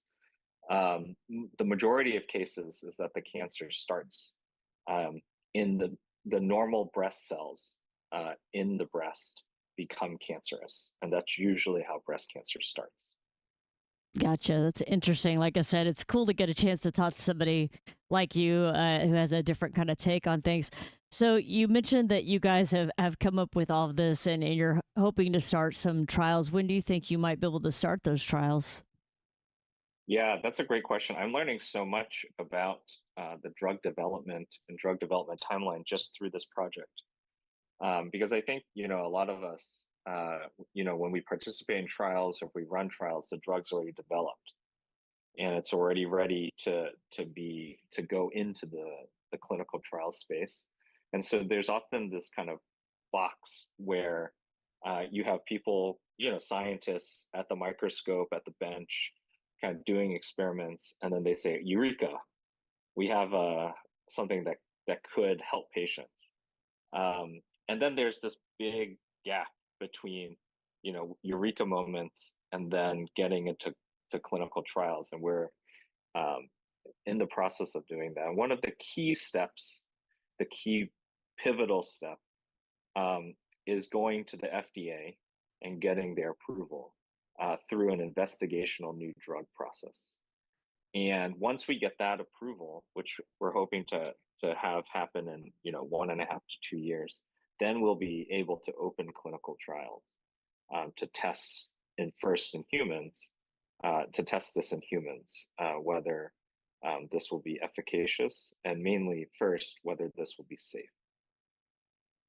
Wow, that's cool. Yeah, I know that process is very lengthy. I've talked to multiple doctors about how that can go, but I do remember a few years ago, I think that there was a law passed, and you'll have to forgive me because I'm not quite sure the name of it, but it was something like right to life or something like that, where certain individuals who are metastatic and maybe they've tried everything that there is, that they would be able to get into a trial that wasn't quite through the full FDA process. Is that still a thing, or are you familiar with that? Yeah, I've heard about that. I think there's a lot of regulations around, the FDA has started to do more of an accelerated approval pipeline. to help kind of ease some of those concerns. The last I heard was that it was still trying to become some sort of legislative um, advance, but I could be wrong. I haven't like followed it as closely as maybe you have. I do know that that's definitely something that people are trying to advocate Right. for access to some of these earlier experimental drugs. I think it's yeah, I mean, I think it's definitely something that people are discussing. Yeah, it's interesting, when people kind of feel like they're at the end of their rope, to be able to step into a space that wasn't previously available, and be able to try some things. Even, obviously there's lots of signing of paper and things like that to do Yeah. something like that. But I know that that's something that's helping, possibly getting things out there quicker to folks. Another thing I was thinking of as you were talking, Mhm.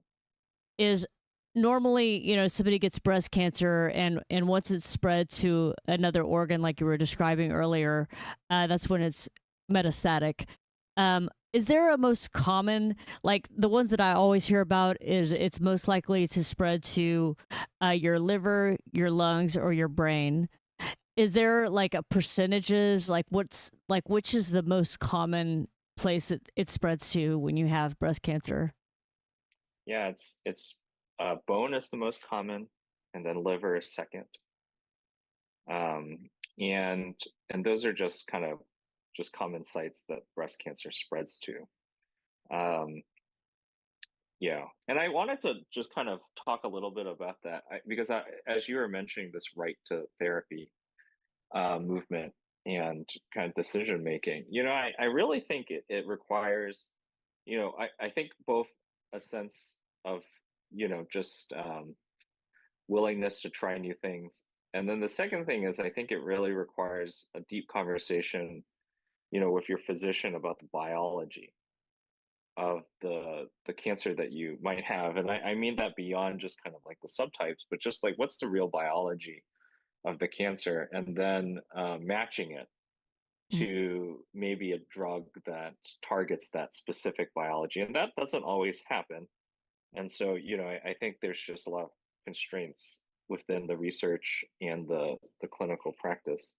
But I would say, not, we have to try to match as best we can some of the trials with the biology. And I think that requires some kind of deep thinking and, just kind of concerted effort to try to decipher out what would be best to try Right. in the experimental space, especially in that um, kind of what you were talking about, Yeah, yeah, and I which got probably is a little bit riskier. yeah, I googled it real quick to make sure I'm getting my statements correct, and it's actually called Right to Try.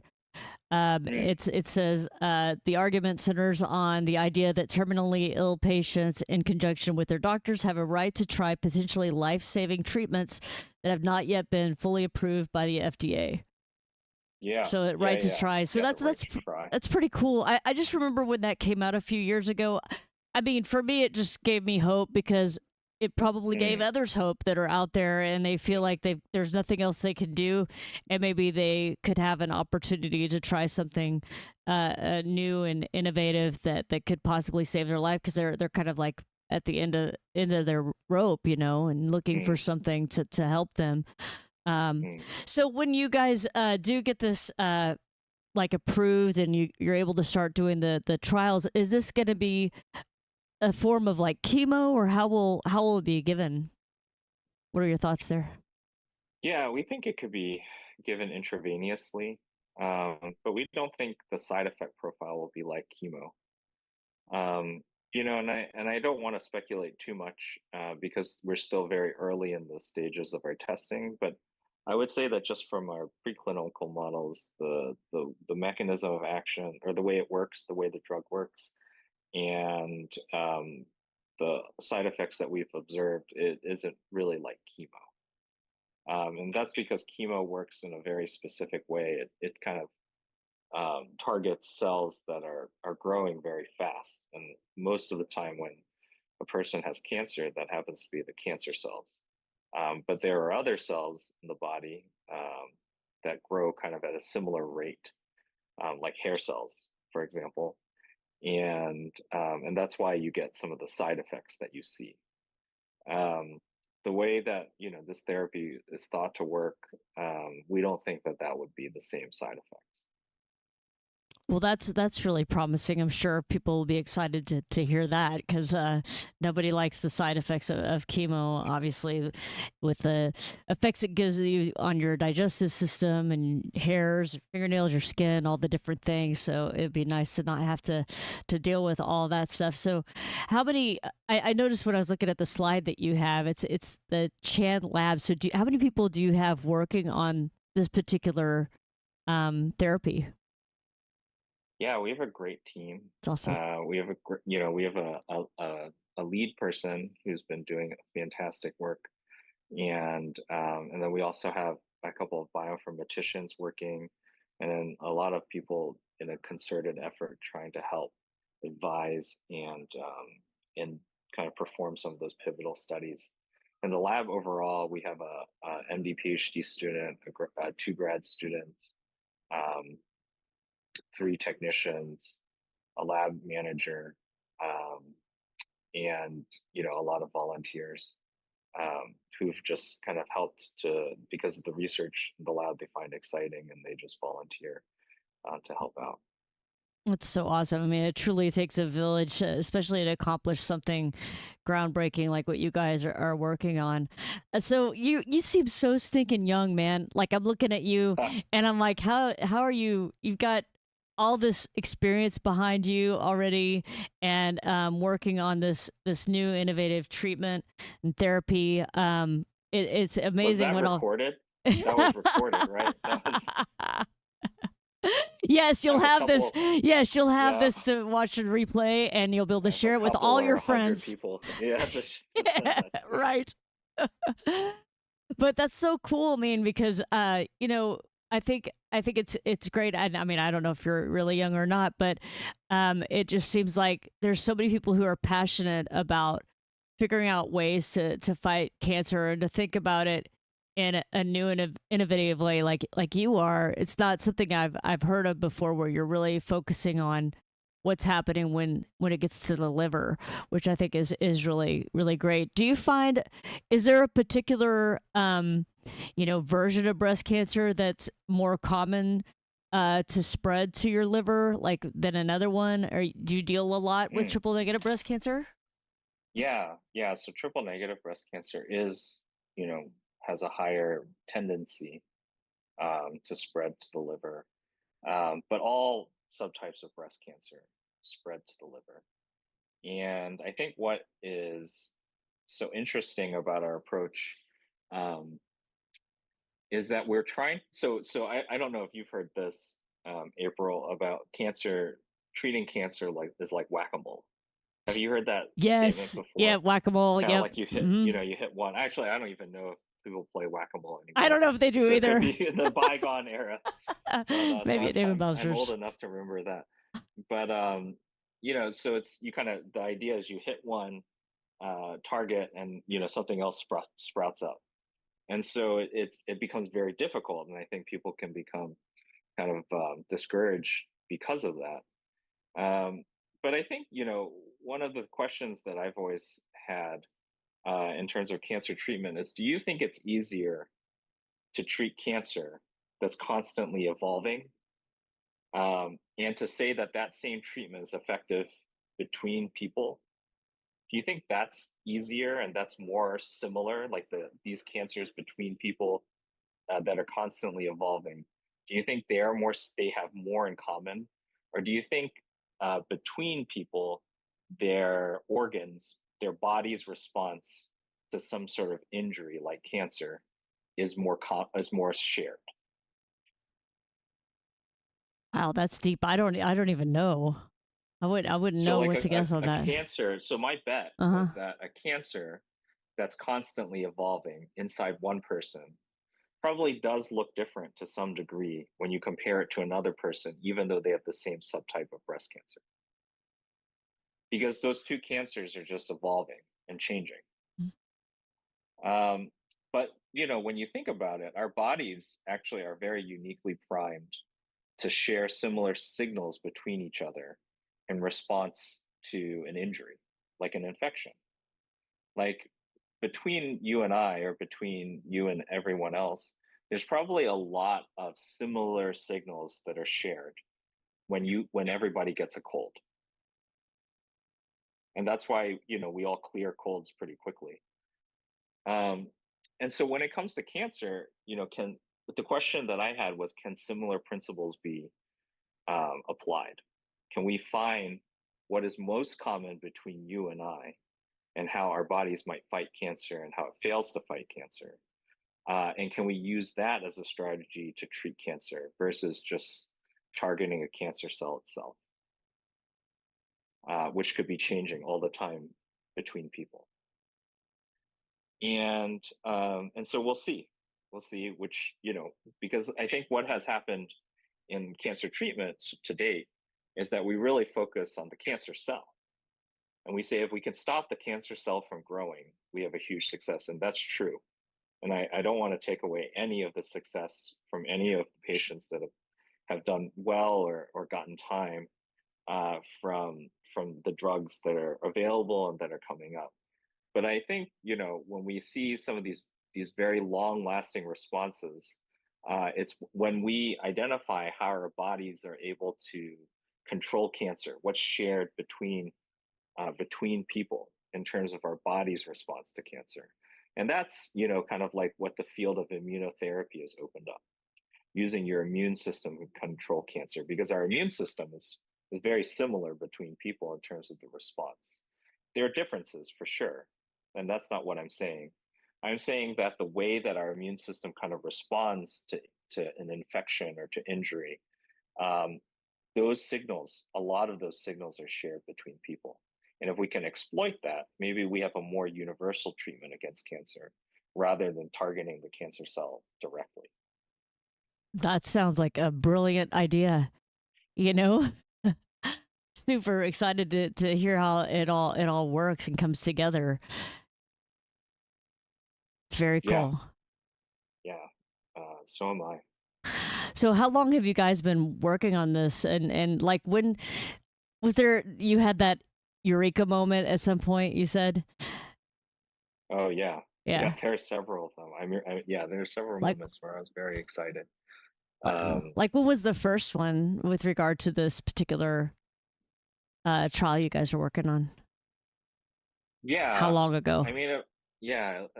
So I came to UT Southwestern. We kind of got everything started up and running in 2021, and there's been a lot of these moments. I would say that every moment is kind of an exciting moment.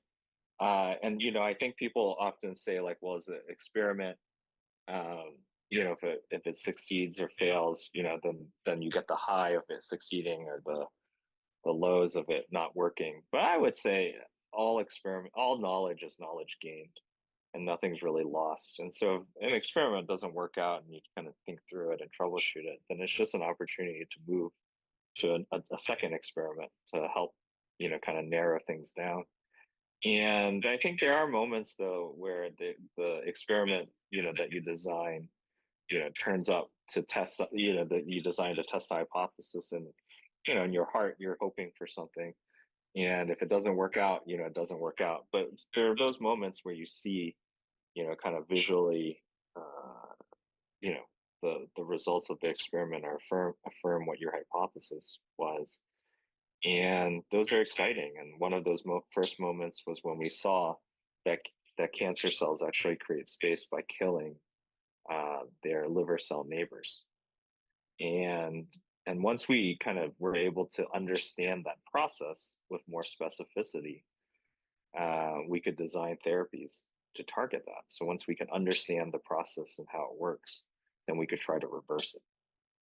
And so those were some of the eureka moments along the way, understanding how it works, and then developing, some of these therapies that we use to treat mice, which it's the precursor before humans, um, and seeing the effects of that therapy that I sent to you in the slide. That that was one of the exciting moments. Yeah, let me see if I can bring that slide up. My only concern in bringing it up is I want to make sure we can still hear you while it's up on the Oh yeah, screen. no, don't ruin your Oh, radio for that. actually, we're totally good, man. I have it up on the screen right now if you want to talk about it. Oh yeah, I guess I can't see it, No, but no, you'll have to I guess, imagine yeah, it. I'll just remember it in my head. Yeah. So, but it's okay. I think I can do it. So on the left um, image that you guys see, these are all livers that have cancer in them, and they were taken from mice, and they're taken out of the mice. And so we're able to measure the intensity or the amount of cancer cells by the intensity of the signal. So if you have a lot of red, that means the cancer cells are there. And if you don't have a lot of red, then there's no cancer cells. And so on the top row of that left image, what you're seeing are livers that are treated with a control, just a placebo therapy. And so you see a lot of cancer cells, that red is hitting you. And on the bottom is when we use our gene therapy, you really eliminate um, cancer that's spread to the liver. And that's quantified on the left graph, on the right graph that you see, kind of the placebo on the left, and then the number of metastases there, and then on the right, where we give our therapy, there's no metastasis. And so that's a result that's gotten us really exciting because that's that's pretty significant in terms of a finding. Um, and I think that's what's gotten a lot of different people excited about it. Yeah, no doubt about it, man. And Dr. Chan, we now have questions flooding in, so I've got some questions from some viewers right now for Oh, you. cool. Yeah, yeah. So Kim she asked, can triple negative breast cancer be treated with bone marrow transplant and lead to a cure? If not, why? Yeah, so those therapies, that treatment approach, you know, there, so I guess there's kind of when we talk about bone marrow transplant, there's a couple of ways that people might define it. One could be kind of taking um, someone's immune system out and replacing it with another immune system, a donor immune system, and that then you take a lot of other drugs to kind of allow someone else's immune system to. And so people with kind of cancers of the blood will often have something like that. There's another form of a bone marrow transplant where you give a lot of chemotherapy, like very high doses, to the person. And so you need to transplant in new immune system to kind of allow for that high dose chemotherapy to take place. And so that's not a true bone marrow. I'm not sure what the referral is, but in terms of the second one that was tried, breast cancer, those trials didn't really pan out. And so that, that was tried to see if there would have any impact on overall survival. I think what we found, and maybe this is what the person's alluding to, the caller's alluding to, is that, or the listener's alluding to, is that can we use our immune system to kind of combat triple negative breast cancer? And we actually have immune stimulatory drugs on the market that are used in standard of care treatment. And so, that's one avenue that we can use to kind of stimulate our immune cells to target triple negative breast cancer cells. Gotcha. She has another question as it relates to triple negative breast cancer. She was wondering, why is liver such a major target for metastatic triple negative breast cancer? Yeah, that's a really good question. There's a lot of different theories about that. One is that, there's this term called tropism, which is just simply a cancer cell likes to go to a different organ, and maybe there's some property or feature that helps the triple negative breast cancer cell go to the liver. The other thought that, we're trying to test is maybe people have, um, features in their liver that make them more susceptible to the breast cancer cell going there. And I think we're in the very, very early stages of um, of this type of research, and so we're going to test a lot of hypotheses and theories to see which one is which. It is very exciting, the work that you do, Dr. Chan. I can't even imagine what it's like to have, like you said, the hypothesis and then test things out and actually see it happening. That's got to be like the coolest thing ever. Yeah, it's really fun, and I think being a physician actually is.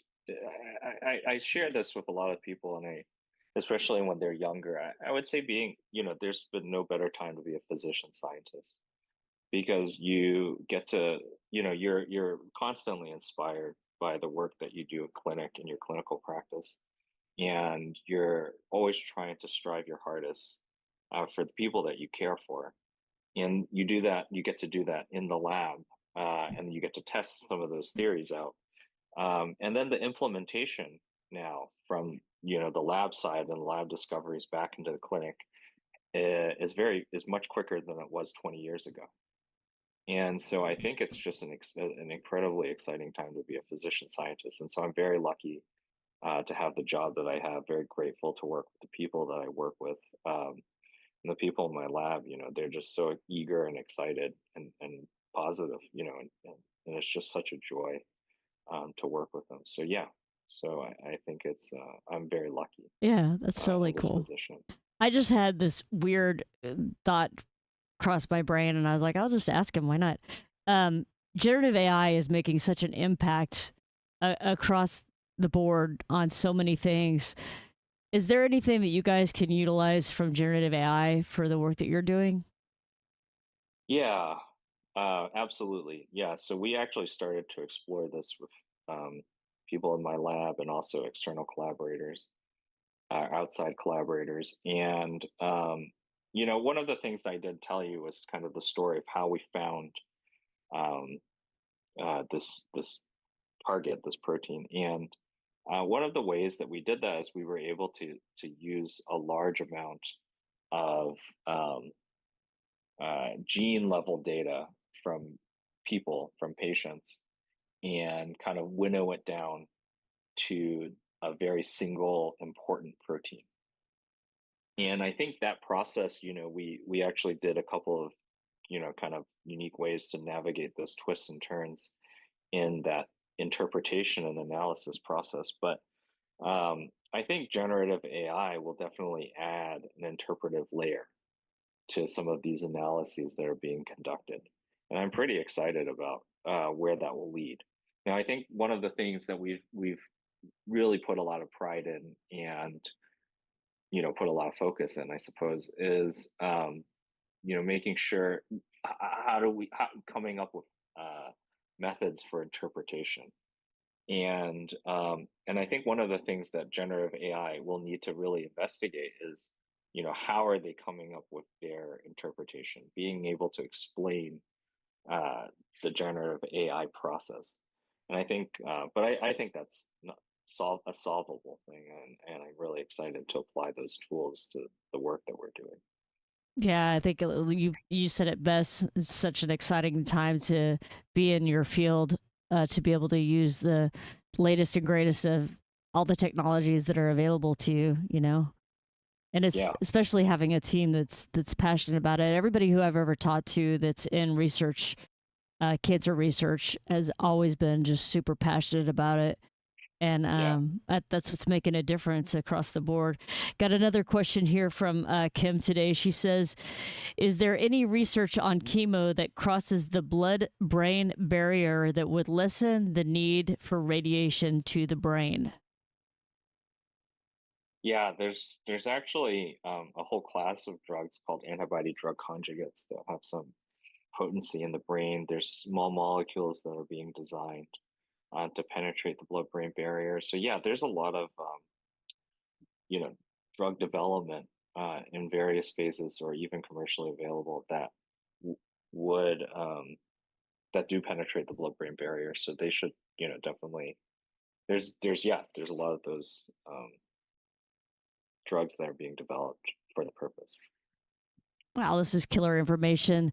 I think we may have more questions here. Let me just double check. 1 second. Okay. So, how would people get more information about the trial that you're working on? Yeah, so it hasn't come out yet in terms of a trial. There's always ways to just get in touch with me. We're always encouraged by people's support, and we can always get in touch with me to find out more. And then when we hopefully, if it ever gets to the point where we can have it in clinical trial, which is certainly our goal. We'll hope to kind of talk to folks like you, get the word out. I'll be here, man. I'm Make ready. people aware Yeah. that this is happening. And I think that's that we'll be ready at that point to disseminate kind of how to get that. Well, one of the biggest things that you're providing people, Dr. Chan, is hope. And that's huge, so I'm so grateful for the work that you guys are doing. And I'll definitely touch base with you and find out how I can get others in touch with you that might want to learn more. And you can always count on me. If you guys have any news you want to spread out, please don't hesitate to reach out to me. We could have you on the show. We do a monthly broadcast. It's just called the Beat Broadcast. Wow. And then this broadcast you're on right now is an annual one. This is our 12th annual triple negative breast cancer broadcast. Wow. Yeah. So I'd love to have you on another show when you have any updates. So keep my number and let's be sure and stay in touch on all this good stuff, okay? Absolutely. I'm very glad and grateful you invited me to talk on your show. Yeah. It's really cool that you got me on for this 12th annual show. So really appreciative that we have a chance to share the work we're doing and also just learn more about kind of what you're doing and your listeners. Absolutely. I don't think this will be the last time we talk, Dr. Chan. I really look forward to the next chat we have. Awesome. Well, thank you so much for joining and for being late on, being on the show kind of late in the evening. I really appreciate that and your time. Absolutely. All right. It was a pleasure. All right. You have a great evening. Take care. You too. Bye. All right, everybody, give it up for Dr. Chan. That was amazing, man. So cool. And if any of you guys are interested in learning more about the work that he's doing, you can reach out to me through the Facebook page or any of our social media, through our YouTube, Facebook, Instagram, TikTok, LinkedIn, any of the channels that we're broadcasting to right now. You can reach out to us through those channels, and I can get that information for you. If you know me personally, dart me a text and I will try to hook you up. Man, I just want to say thank you guys so much for hanging out tonight. I'm really sorry a couple of our ladies were sick this evening, and I want to give a big shout out to Shelly and Stephanie and say, girls, please get well soon. Okay, I want to have you guys on a show here soon. Maybe we could have you on a Beat broadcast. And Courtney, girl, coming in and saving the day and chatting with me for I think like an hour and a half or something. We hung out and chatted here on all of our social media channels. So thank you guys so much again. My name is April Samuels. I'm a drummer out of Dallas, Texas, a breast cancer survivor and the founder of Breast Cancer Can Stick It. Please join us every time you see us pop up on your feed, man. I promise we'll always have a good time. We'll always be learning new things together. And reach out if you ever need anything. And always, always, always, always have hope. Okay, guys? You guys have a great evening. We'll see you soon.